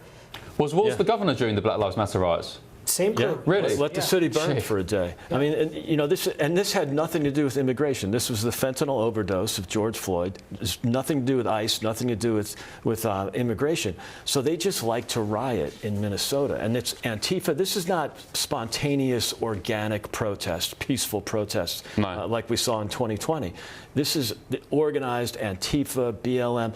These are like paid agitators, and they're obstructing justice. So and you get the headlines in the UK, and it's just Orange Man bad or ICE is bad. and yet they're not looking at the details. Yeah, this whole particularly Minnesota, Minneapolis situation with ICE, it fascinates me. Matthew Torbett, welcome back. Because as I said to my last guest, Cameron, I'd love to know what Reform are thinking looking across the pond, because if and when they get in, and by the way, just for the record, I don't think it'll be as easy as the polls are suggesting right now, but if and when they get in, they'll have a lot to learn and a lot to take from looking at what's happened here in the US. I know it's not exactly the same. For starters, there's no guns. Second of all, you've got a different police setup. You've got county police forces as opposed to cities and towns. But what can Reform take from this? What can the UK take from this ICE operation in the USA? Be more targeted and don't shoot your own citizens probably would be a good one for a kick-off. I think even President Trump has seen that the tone has to be taken down slightly. I think ICE's approval rating is down about 30 points. New York Times poll conducted before Tom Petty was killed, 63% disapprove of what ICE is doing. And I think Tom Homan, to his credit, has come in to try and tone that down. He's met with Tim Waltz and said, we're going to bring people out. The only thing about Tom Homan is, Tom Homan's, anyone that takes 50 grand in a carrier bag to give out government contracts is someone I'm not too sure about at all. But I think the main thing is this has to be targeted. I'm old enough to remember when Donald Trump said we're going to go after the worst of the worst, and next thing you're getting sort of gay Venezuelan hairdressers picked up. That is not the worst of the worst and not targeted. Oh, gay Venezuelan hair. I think there's a Netflix show in there somewhere, Matthew. Gay Venezuelan hairdressers. I don't know. Drag Race Caracas or something. Matthew, you were here not so long ago in DC. You were, what were you doing? Campaigning for Mamdani. How's New York coping with ICE? Are ICE even operating in New York? Do you know, New York City? I'm not aware. I think Mamdani said he didn't want them there, which comes as no surprise. I did see ICE in action when I was in Washington before I came to see you at GB News. The thing about that, again, people responded by sort of abusing the ICE officers and whatever else. They don't want them in Washington, it seems. Lots of people don't like the idea of them just coming through the community. The thing that shocked me is they dragged this guy out of his van. His wife then turned up with his green card and they said, we don't care, and took him away anyway. Well, if that's what you're sort of doing, because Stephen Miller's got this idea of a target of $1 million a year or whatever, and I believe each time somebody is arrested, that goes towards the target, whether they're deported or not, well, then this is just ridiculous. This isn't a serious sort of policy, is it? It's just ticking numbers as far as I can see. I think no one should be against getting rid of illegal immigrants, and those that are here illegally, you due process and you deport them. I think when you're just dragging people out of cars and racially profiling, it's not going to go down well with lots of people, Minneapolis, Washington or wherever. But Colin, are they doing that? I went out on a nice ride-along with the guys down in Fort Myers in Florida. We were looking for a Guatemalan cocaine smuggler. We spent maybe 10 hours on the road pulling cars over. And, I think we're going to a break, are we? No, there's some music playing. On the way, we rounded up, ICE rounded up 8 illegal migrants. Purely just by checking their ID. They said, hello, sir, you got some ID on you, please? Can you prove you're a citizen? Is there anything wrong with that? We're just checking if you're an American citizen. If you're not, if you are a citizen, you'll say, yeah, here's my ID. There you go, mate. And if you do get detained by mistake, surely, yeah, no one wants that to happen. It's an inconvenience. But you're not getting deported because you're American. Where are you getting deported to? It's a little warmer down in Florida. Less physical ice there on that trip than what there is here. I mean, look, to Matthew's point, Tom Homan's a serious individual. He has a law enforcement background. And he's someone who's going to go up there and be a voice of reason. Anyone who's spent any time with Tom Homan understands he's a serious individual. He's got a long history in this. He's got the president's complete support. And I think that was the thing that President Trump made really clear. Tom Homan answers directly to him. There's things that happened this week that a lot of Americans probably aren't comfortable with. I think President Trump has said that, and I think Tom Homan knows that, and I think, but it's also important to realize how we got here, which is just a willful disregard for the law. And we know where this ends, because we've seen this movie before. It always ends with an abolish the police or defund the police movement, which is something that the American public, by and large, do not support either, but huge swaths of the Democratic Party do, and therein lies the political rub. Greg, any final thoughts on this before we move on? Yeah, look, we're not saying that of course there was a prioritization of hardened criminals first. But Tom Homan was very clear today. That doesn't mean that we're going to ignore illegal migrants who have not committed additional crimes. So the best solution is the ones who left voluntarily. 2 million of them took advantage of that. But look, this is very isolated, this kind of anti-ICE violence to basically 4 cities in America. And all of the other cities are doing just fine with ICE. Okay. All right. Great stuff. Matthew, thank you very much. Appreciate it. We'll catch up with you fairly shortly. Still ahead on The Late Show Live. They have all the options to make a deal. They should not pursue nuclear capabilities. We will be prepared to deliver whatever this president expects of the War Department. Secretary of War Pete Hegseth, I guess he's John Healey's counterpart here in America. He lays his cards on the table, saying his department is ready to deliver on what the president wants on Iran. And as the US sends another warship to the region, are we moments away, I'd argue maybe a week away, from seeing Iran's Venezuela moment? This is The Late Show Live, only on GB News.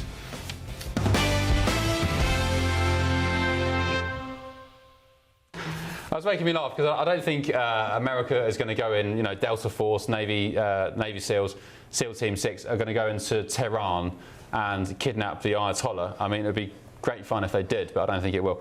Anyway, we move on. US officials have confirmed that warship, the aforementioned warship, has been sent to the Middle East to take its place alongside 5 other destroyers and an aircraft carrier.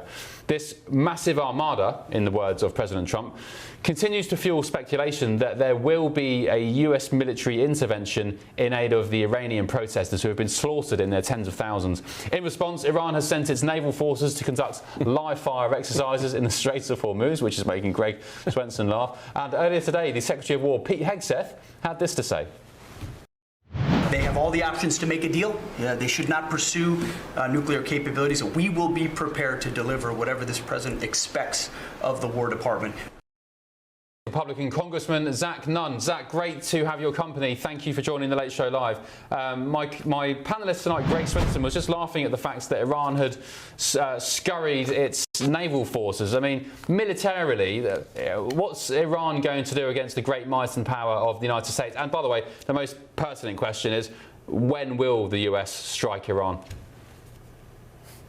Well, Ben, that's the beauty of the President of the United States. As he's proven with Operation Midnight Hammer, he can strike anytime, anywhere, at a time and place of his choosing based on how the Iranians choose to respond to this.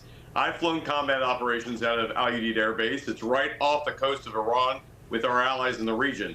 I was in the region when the United States chose to undertake Operation Midnight Hammer, and our Emirate allies all agreed.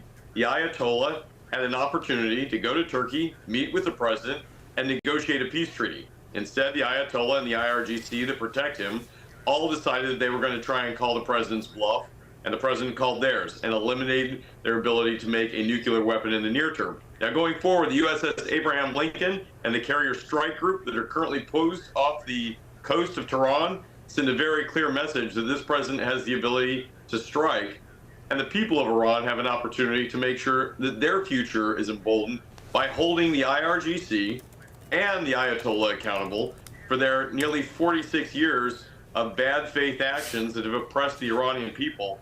I think this is a very clear signal that the president's going to protect U.S. interests, and he stands with the Iranian people, as he said, throughout this entire month. So, I mean, there's so many questions off the back of this. I mean, what does a strike look like? Is it maybe something akin to what we saw last year with the B-2 bombers? And by the way, what a sight to behold. I'm British. I will always support my country first, but I was in awe at that operation, seeing the B-2s fly. You had the decoy B-2s as well. And I mentioned the administration's ordered something like 20 more B-2s since then as well. So you've certainly got an arsenal there. But what does a strike look like? And also, not just the initial strike and the action, what does post-Ayatollah look like? I mean, does the US back the return of the Crown Prince, Reza Pahlavi? Who's responsible for that? Well, you've got a range of options here, and I think the United States is correctly moving out under Secretary Rubio and Secretary Hegseth, as well as with the president's direction. They'd like to see peace be the first option. We've ratcheted up sanctions. I personally have led the maximum pressure campaign against Iran. This is everything from cracking down on illicit funding seizing their ghost fleet of oil tankers. That is possibly the best way to get Iran to come back to the negotiating table. But the president's also looking at a range of kinetic strikes. That could be something as lethal as Operation Midnight Hammer that he did this past year, or it could be one of the things that, when I was in the Air Force flying Overwatch, the strike on IRGC Commander Soleimani. Being able to take tactical strikes as well to eliminate threats sends a very clear message to the Iran security forces, as well as to Iranian leadership, that the president's serious. The real question is going to be, is the Ayatollah going to take the off-ramp, or is the Ayatollah going to make another strategic blunder and find himself in an even weakened situation? The future of Iran, though, is in the hands of the Iranian people. They've got to decide what is their best future. That's not to be dictated by the West or the U.S. That's something that the Iranian people should decide. But we should be there, standing firmly, to take out those who would be oppressors in the region, or who would foster the type of really dangerous asymmetric and terrorist threats like the Houthis that think they can take a pot shot at a U.S. carrier strike group with Iranian money. Well, we've returned fire there and eliminated their capability in the same way we've done Hamas and Hezbollah in Lebanon. Those surrogates for Iran have been severely weakened, both with the U.S., with our allies, including with the UK and the strike down that we did when we batted back 300 of their weapon systems. This is a strong partnership, but more importantly, I think Iran is running out of options to try and threaten anyone. When they say their fingers on the trigger, I don't know what that trigger is connected to at this point. Maybe a water pistol, who knows? Zach, last question to you. Just politically, how does this administration, how do you, as a Republican congressman, how do you tell your voters, the electorate, that, yeah, this is worthwhile? Because ever since 2015, when President Trump got in the mix politically, it was always, you know, non-interventionism, no wars, the no-war president, the peace president, but yet you've had Venezuela, you had the strikes in Iran last time, you've had some various other strikes, you know, on the Houthis and so on. How do you explain to your voters that, yeah, this is in the interest of the American people? Is there a communications challenge there that you need to overcome? Look, I did multiple combat tours over the course of 20 years under multiple presidents, both Republican and Democrat. A seismic difference here is the fact that the president's not putting boots in the ground. The president is not going in there and trying to change entire countries. He's going after very targeted strikes that change circumstances, and the people in those countries get to have a voice in this. Venezuela is a perfect example. Joe Biden put a $25 million bounty out on the president, but it was President Trump who went in there and actually eliminated Maduro as a threat and actually brought him to trial. It was President Trump that, when the Syrians used chemical weapons against children, went in there and took out the chemical weapons facility. I know, I was the commander who led that targeting operation. In Iran today, we have the ability to hold the Ayatollah, specifically the IRGC, the military apparatus, accountable. There's multiple options here, whether it's the Iranian military to help lead, whether it's the Iranian people, whether the Shah's son. These are all options the Iranian people have to do. But here's what I tell folks back home. The world is safer through peace, through strength, that President Trump is operating around the globe. And here's who else is watching. China and Russia see what's happening. They see Venezuela, they see what's happening in Cuba, and now they see Iran. That when the president gives the offer for peace, he means it. But when people slap the hand of peace away with the United States and choose to be a threat to their own people, to the security of the region, or most importantly, to a threat here in the United States, the president will take action that defends U.S. lives, U.S. interests, and holds them directly accountable. Yep, arguably. I mean, I've argued it for a long time. You guys, President Trump, the United States military, you're doing the work on behalf of the West, Great Britain, Europe as well. You know, you are certainly a military force. By the way, as you know, I'm a Brit, but you are our strongest ally. So thank you, Zach, for your military service. Republican Congressman Zach Nunn there. We'll hopefully catch up again soon, Zach. That was great. Right, still ahead on The Late Show Live. Hello guys, I'm with my favorite president, the best president of all time. And I'm with the queen of rap. That video of Trump there, that last clip, I mean, it's funny, a little bit strange. It may well be that partnership, the strongest and most unlikely friendship of all time, but I'll tell you why rapper Nicki Minaj, and I could probably bet a lot of you haven't heard of her actually, my mum certainly wouldn't have, and President Trump are making headlines, and why the British government may want to take notes. But first, on the Late Show Live, angry farmers continue their protest against the government tonight back in Britain, implementing an overnight blockade, not least in Milton Keynes. We'll cross live to them next. No breaks, remember. Back in just a second on the Late Show Live.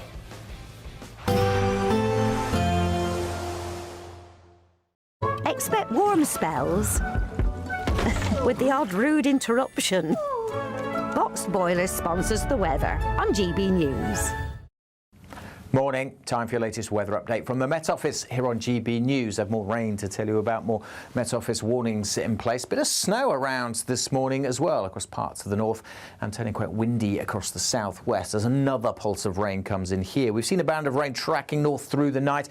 That is providing some snow this morning over parts of northern England and Scotland. If you are seeing some snow, it probably won't last all that long, turning back to rain, and mostly it is over the higher ground. The rain will ease a little in Northern Ireland through the day, but there is further rain to come in the southwest, and the winds also picking up here. Now, of course, it's the southwest that's really seen the worst of the flooding over the course of this week, so this extra rain is far from welcome, and it is likely to cause further problems. Not the same volume of rain as we had from Storm Chandra, but of course, as I say, because the ground is so wet, that is likely to cause some further flooding. That band of rain extending into South Wales and South East England does turn a little drier through the evening across Northern Ireland. The rain continuing to push slowly across Scotland, mostly dry on the west coast. In the east, though, soggy, with that rain turning to snow again over the hills, fed in by a fairly brisk and chilly wind. That'll also provide drizzly rain over northeast England. But parts of Northern England, again, turning a bit drier for a time. Then this next swirl, this next area of low pressure continues to bring some outbreaks of rain across southern England as we go through the night. It all adds up to a fairly mild night with some clearer skies. We might dip close to freezing in one or two rural spots, but mostly we start the weekend at 4 or 5 degrees. We start with a lot of cloud, still start with some rain. Should be turning drier over Wales and southwest England through the day. Southeast susceptible to cloud and rain on and off throughout Saturday, and still quite gusty at times along the south coast. Brisk wind bringing a chilly feel and some damp weather to eastern Scotland and northeast England, but a dry day for Northern Ireland, and again western Scotland doing okay for dry and bright weather with temperatures about average. Expect warm spells with the odd rude interruption. Boxed Boilers sponsors the weather on GB News.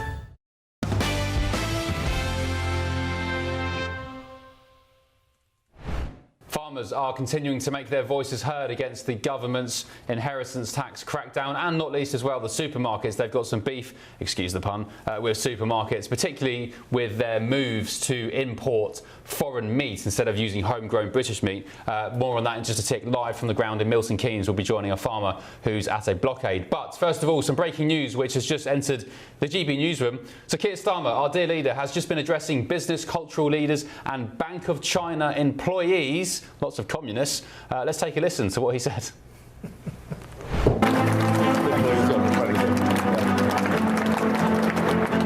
Thank you very much, and good morning to everybody. And can I extend a especially warm welcome to all of our Chinese colleagues who are joining us this morning, and of course the delegation that's been travelling with us on this trip. And this is a historic trip because this is the first time in 8 years that a British Prime Minister has been here on Chinese soil. 8 long years, a historic occasion, and we can feel that already. We've had key bilaterals yesterday with President Xi and also Premier Li. Very warm, very good meetings.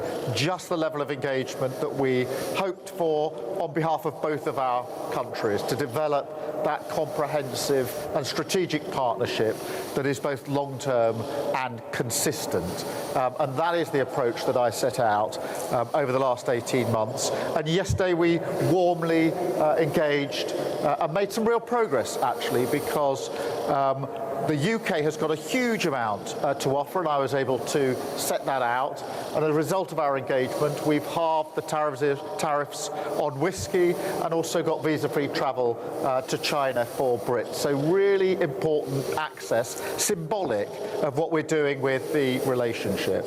And I wanted to showcase our delegation. We've got a great delegation of all the best, the top businesses across the United Kingdom, and cultural, sports and arts and museums are all travelling with us. So to our Chinese colleagues, I say please take the opportunity to mix with our delegation, because that engagement is so important. I fundamentally believe that the more we engage, the more we exchange, the more we take advantage of the opening of access to opportunities, business, art and culture and so many others, then that is the way that we build the mutual trust and respect that is so important.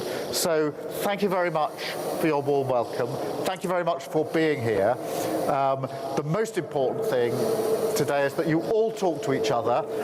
We had a reception last night. There was a real buzz in that reception because all of our delegation had the chance to talk to their counterparts and to advance the opportunities that they want to take. So let's make the best of this time. Thank you so much for being here. Enjoy today, but most importantly, make sure you talk to as many people in the room as you can.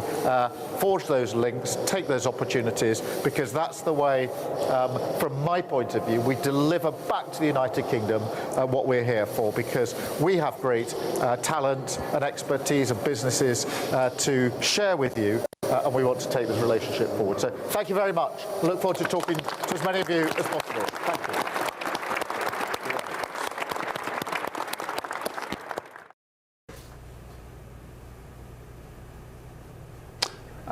There we go. That was Sir Keir Starmer, our Prime Minister. He looks quite at home there, doesn't he, in the company of communist China. Interesting. Also, a by point. It looks like he's dyed his hair. It looks very blonde, unless it's just the monitor I'm looking at. But Greg Swenson, more important matters, he's talking about mutual trust between Britain and China and the delegates he's brought with him to China. I mean, to be quite frank, you can't trust the Chinese. No. Even the MOD put out warnings some months ago saying any MOD personnel who are driving cars whilst, MOD cars, military cars, do not use your mobile phone in the car. Do not use Bluetooth in the car. We've banned Huawei 5G apparatus from the UK. And yet we're still building a mega embassy for them and also flogging them indirectly the Chagos Islands. So I just don't understand this train of thought from Keir Starmer saying mutual trust. There is no trust when it comes to China. Yeah, it's not trust but verify. It's don't trust. Yeah. And definitely verify. But the two things worry me about this. One is you have a human rights lawyer leading, the seventh largest economy in the world. He bored me to death in just that short, 2-minute clip. But I'm worried about this comprehensive and strategic. That's a little much with an adversary. And perhaps, Keir Starmer just needed to get out of Dodge and spend some time with his Marxist brothers. But I think this is not going to lead to anything. I mean, taking the tariffs off whiskey, I'm not sure that's really going to move the needle, especially when they don't make any decent whiskey in China. I was going to say, do the Chinese drink whiskey, Matthew? Do they export whiskey? I mean, I think I'd go to Shanghai for a whiskey.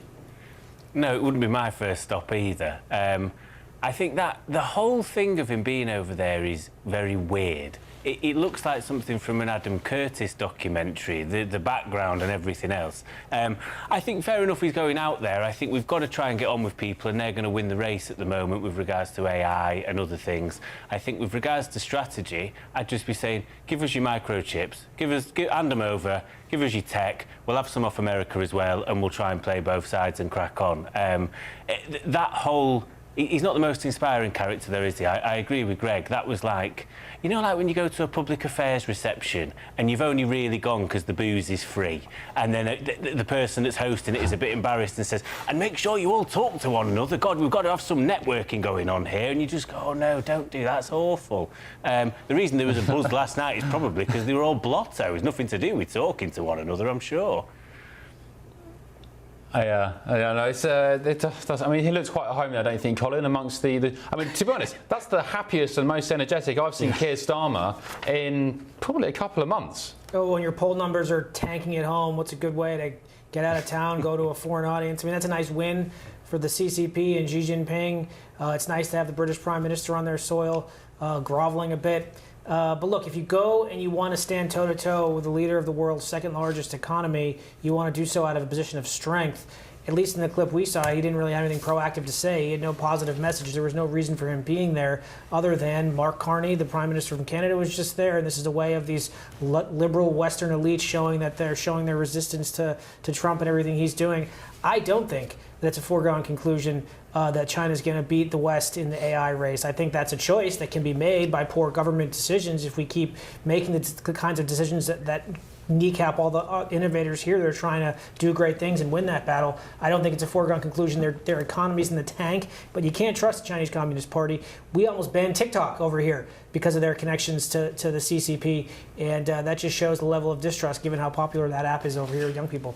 You just mentioned their economy's in the tank, which is what our guest from earlier, Gordon Chang, the American lawyer and political analyst, said as well. However, Greg, I said this to you off air. I said, well, how's their economy in the tank when their latest GDP figures were something like 5%?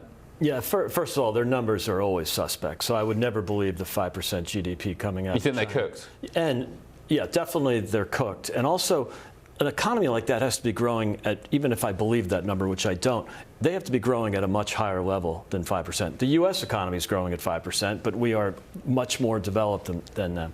And so, but the other problem is that the property market is really in trouble there. And when the property market's in trouble, your banking system is in trouble. It's a huge part of the GDP there, and it's not sustainable.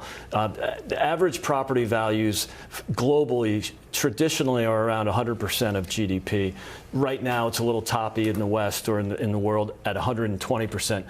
Chinese property is at 300% of GDP. That's frightening. The banks are all, relatively speaking, the banks are insolvent. And if they start to go, watch out below. Is there much investment in terms of, maybe you won't know, in terms of US investment in sort of Chinese property? Greg? No. Oh, sorry. No. Sorry.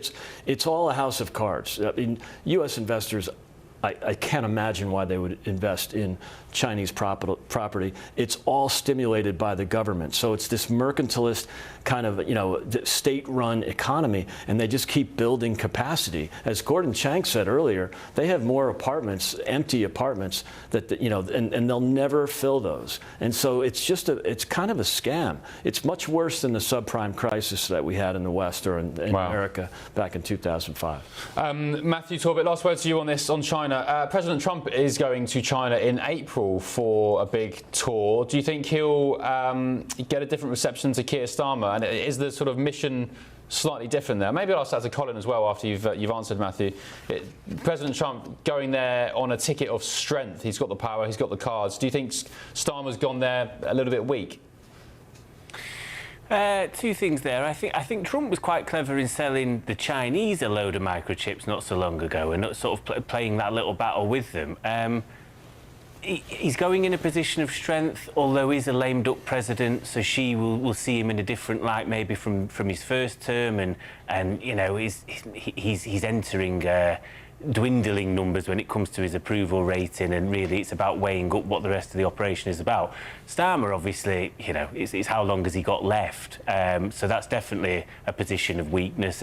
But the US is always going to be more powerful than the UK, regardless of who's in charge. Unfortunately, that's just the way of the world. Colin, just very quickly before we move on, we've got farmers waiting down the line. Why is President Trump going to China in April? I think he's shown he's met with North Korean dictators. He's met with Xi Jinping before. He's met with Putin. He's unafraid to meet with anyone. Diplomacy is not face-to-face diplomacy is not a bad thing. You just need to go in there with something to say and the ability to back it up. Yeah. Okie doke. Right, let's move on. Farmers, as we've been discussing, they are continuing to make their voice heard against the government's treatment of them and the recent changes to inheritance tax, with an overnight blockade currently, right now, taking place in Milton Keynes. So they're blocking the road. Let's go live to that blockade right now and speak to farmer Phil Weston. Phil, good morning. Thank you for your company. I hope you're keeping warm. You've got the fire roaring there. Just tell our British and American viewers and listeners, what are you doing out at 1 in the morning? You're bonkers, aren't you?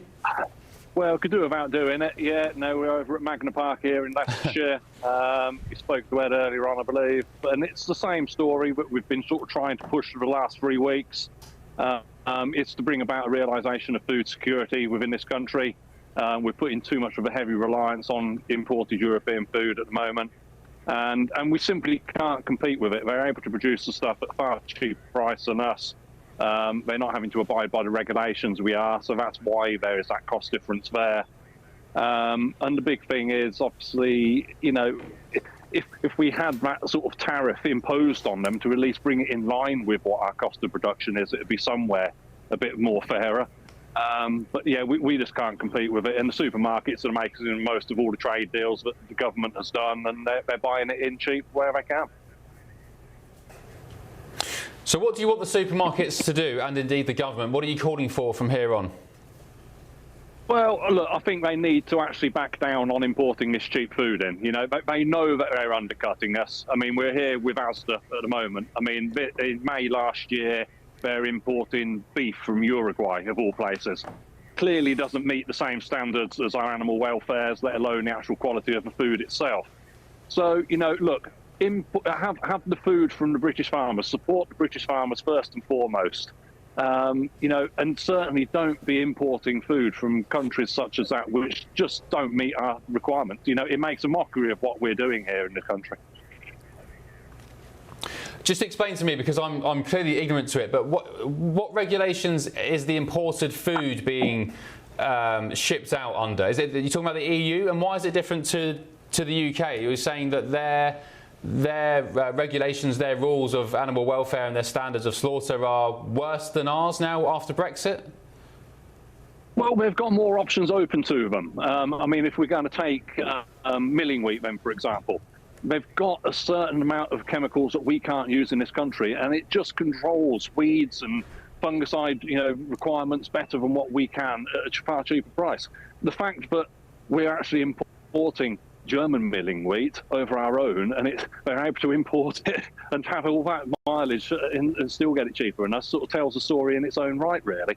But especially when it comes to animal welfare, especially, it's just, yeah, the regulations that we're having to jump through are just costing us an absolute fortune. And, you know, if we're not seeing that price that we're getting for our produce increase with that, we just simply can't compete. Just finally, Phil, before I let you go and get yourself a coffee or maybe something stronger, just tell us, what can consumers, what can our viewers in the supermarket, if they're doing their shopping tomorrow, what can they do proactively on the ground to support you, your colleagues in British farming? Well, look, first and foremost, look, go to a farm shop if you can. Certainly buy from a local butcher, secondly. But look, if you do have to shop at a supermarket, just look at the packaging very carefully. A lot of stuff is made out to be British with a Union flag on. It isn't. It's false representation of what it actually is. You just read the packet and make sure it is actually UK produce. Okay. Interesting. Great stuff. Good luck. Thank you for your time, Phil, and we'll catch up, I'm sure, in the coming weeks. That's Phil Weston, farmer in, I think he's in Milton Keynes. The Department for Environment, Food and Rural Affairs has previously said our new Farming and Food Partnership Board will bring government, farming and the food industry together to better enable farm businesses to grow, invest and plan for the future. This is alongside delivering the largest nature-friendly farming budget in history, protecting farmers in trade deals, making supply chains fairer to help secure the farming sector's future. Right, still ahead on The Late Show Live, all of tomorrow's newspaper front pages, including why there's a revolt in Britain. I wonder who's revolting against what in Britain? Is it the Labour government? Is it Arsenal fans against bottling the league? Is it, don't know, is it the Scots who are jealous of our group? Is it texting? More in just a tick.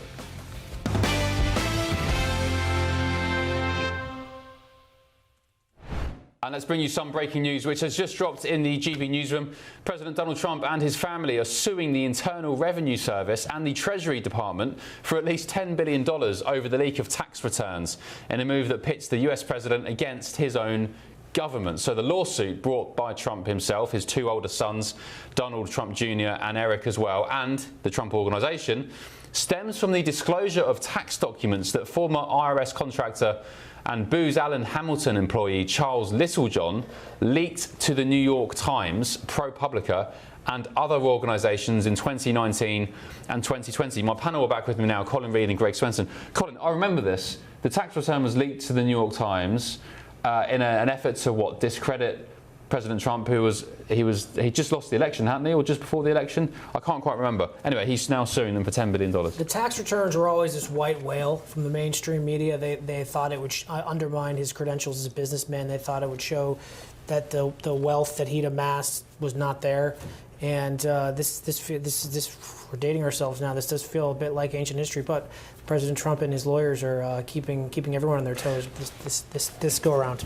Quite rightly, but it does feel like he's on a vengeance mission. He's got 3 years left. He can't be take office again. It just feels like he's going after everybody who screwed him so badly in recent years. And they really did. Yeah. I mean, the IRS was going after other conservatives and other conservative organizations, but they clearly went after him, or at least if rogue employee, if he was a contractor from Booz, he should have sued Booz and not the U.S., not the Treasury. But I do think the president is fighting. He's punching back, and if you punch him, he'll punch you back. And I think the old country club Republicans would have said, "Well, that was unfortunate. They shouldn't have done that, but I'm not going to do that myself. I don't want to lower myself to that level." Well, that's not President Trump. He punches back. So he is going after the people who did not just the first term with the Russia collusion hoax and all the other insanity, but in between first and second term, when they were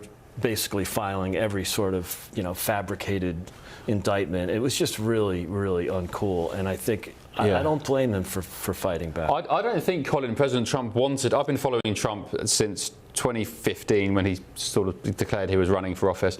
I don't think he wanted to get involved in this lawfare and suing everybody left, right and centre and going after all the bent DAs and the Soros-backed politicians. You saw that, I think, arguably after the election campaign in 2015 when everybody was cheering, lock her up. And he won election and he said, do you know what? We're not going to lock Hillary up because that's just not what we do in this country. I've won the election, let's just move on and build a better future. So I don't think he wanted to do this. But I think the fact of the matter is they tried to kill him.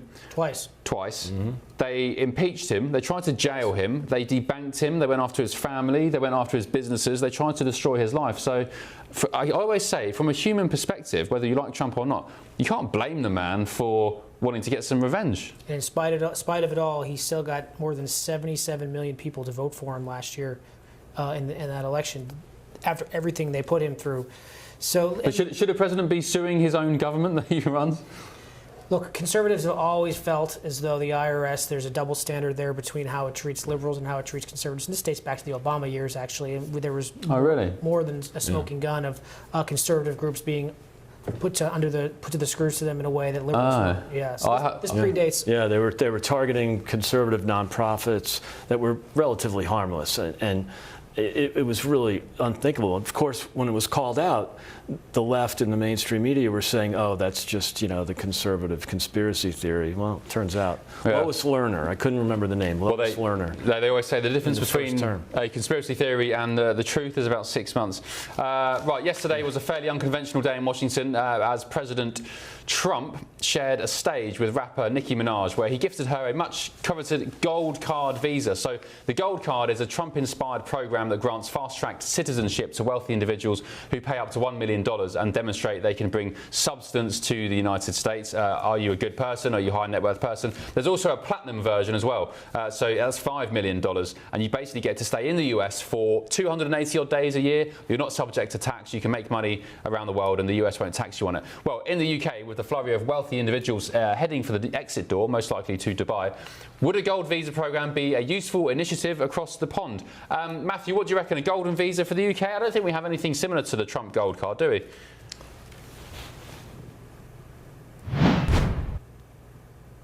To come in and bring investment. Usually these people, when they've got so much money, they don't pay the correct taxes that they're supposed to anyway. What I'd prefer is skills-based, what we really do need. We have a real skills shortage in this country, all across the board because of this obsession with university. If we're going to take people, take them for the stuff that we really need them for, rather than just purely investment. Okay, Matthew, sorry it's short and sweet. Thank you for your time, appreciate it, and we'll catch up soon. Have a good weekend, whatever you're up to. That's Matthew Tormett, former Labour advisor. Greg, thank you for your time tonight. Good to be. What are you up to tomorrow? That's why I always ask people. Traveling. Where? Back to Chicago. Oh, okay. Yeah. Oh, cold, eh? Just kind of like here. Yeah. Colin, what are you up to tomorrow? Not falling on the ice. Yes. Yeah. Can I tell viewers you stacked it early, you fell over? Are you okay? Yeah. I'm here with you, Ben. Good, thank you very much. And viewers back home, thank you for your company as well tonight. It's my first show back after a few days off. If anyone cares, I had a great time back in Blighty. It was my son's birthday. We did pass the parcel, I ate jelly and cake and so on. Anyway, I'm back here with you guys, so looking forward to the next couple of days. Thanks for tonight, appreciate it, and I'll see you tomorrow at midnight in the UK on The Late Show Live. Thank you very much. Good night.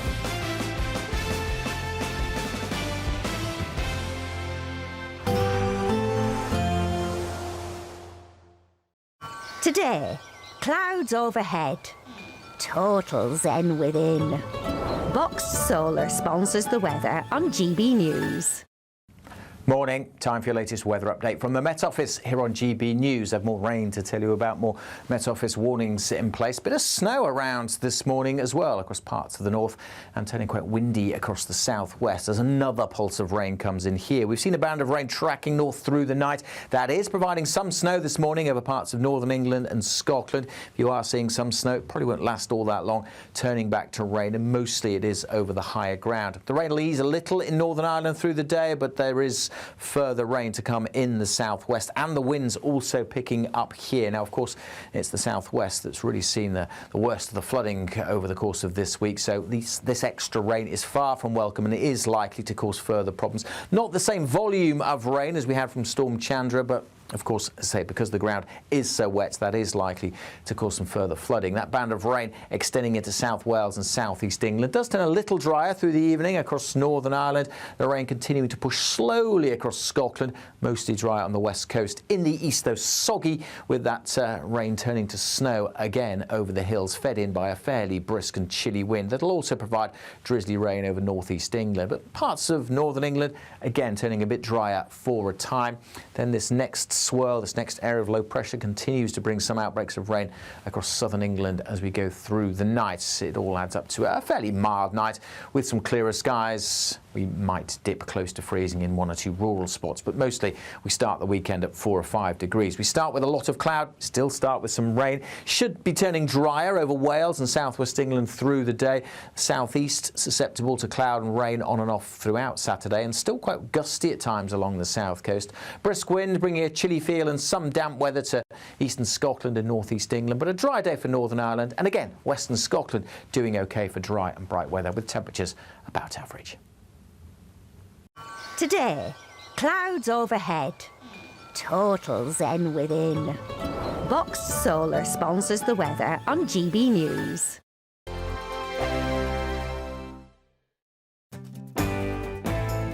I'm Andrew Pearce. This is GB News, the People's Channel, Britain's news channel. Westminster's full of talk, but out here, it's the real world. Am I allowed to talk then? No, that's it. This is where it matters, real people and real lives. That's what politics is all about. The fact is Trump made a good start, no. Straight answers, no spin, and just a couple of pints. How many fingers have I got up? About 10. So join me for Lee Anderson's Real World every Friday at 7 p.m. only on GB News. The People's Channel, Britain's news channel. At GB News, we love to hear from you, our loyal community. So drop us a line at gbnews.com/yoursay. There you can talk to each other and also to the presenters live on air. gbnews.com/yoursay, because GB News is your channel, Britain's news channel.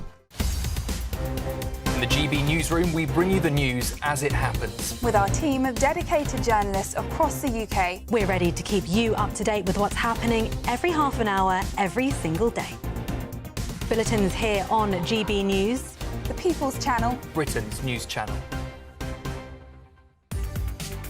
From the school run to the home run, watch a new show for all of Britain. He can say whatever he wants. A straight talking show where all voices are heard.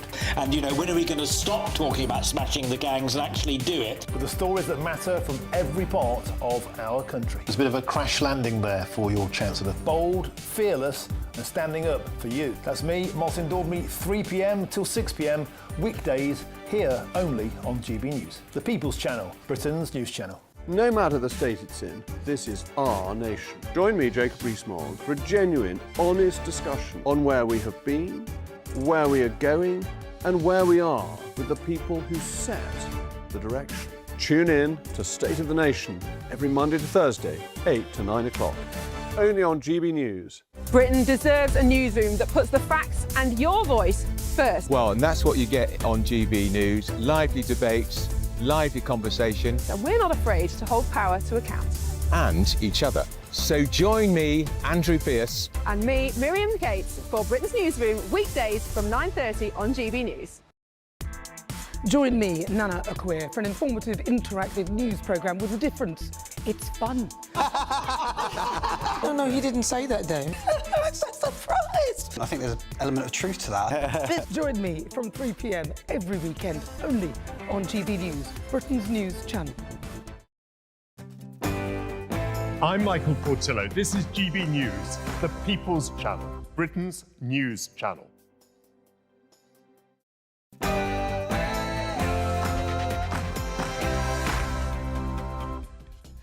Very, very good evening to you and welcome to Farage. With me tonight, your host, Martin Daubney. Coming up on tonight's action-packed show. Government is not taking the decision on this. It's down to individual, locally led decisions, and different councils have taken different positions. The bombshell for Keir Starmer is today a veteran Labour National Executive Committee member has claimed that councils were pushed into cancelling elections for 4.5 million people. Was this the biggest game of chicken run in history? And meanwhile, for us, it's very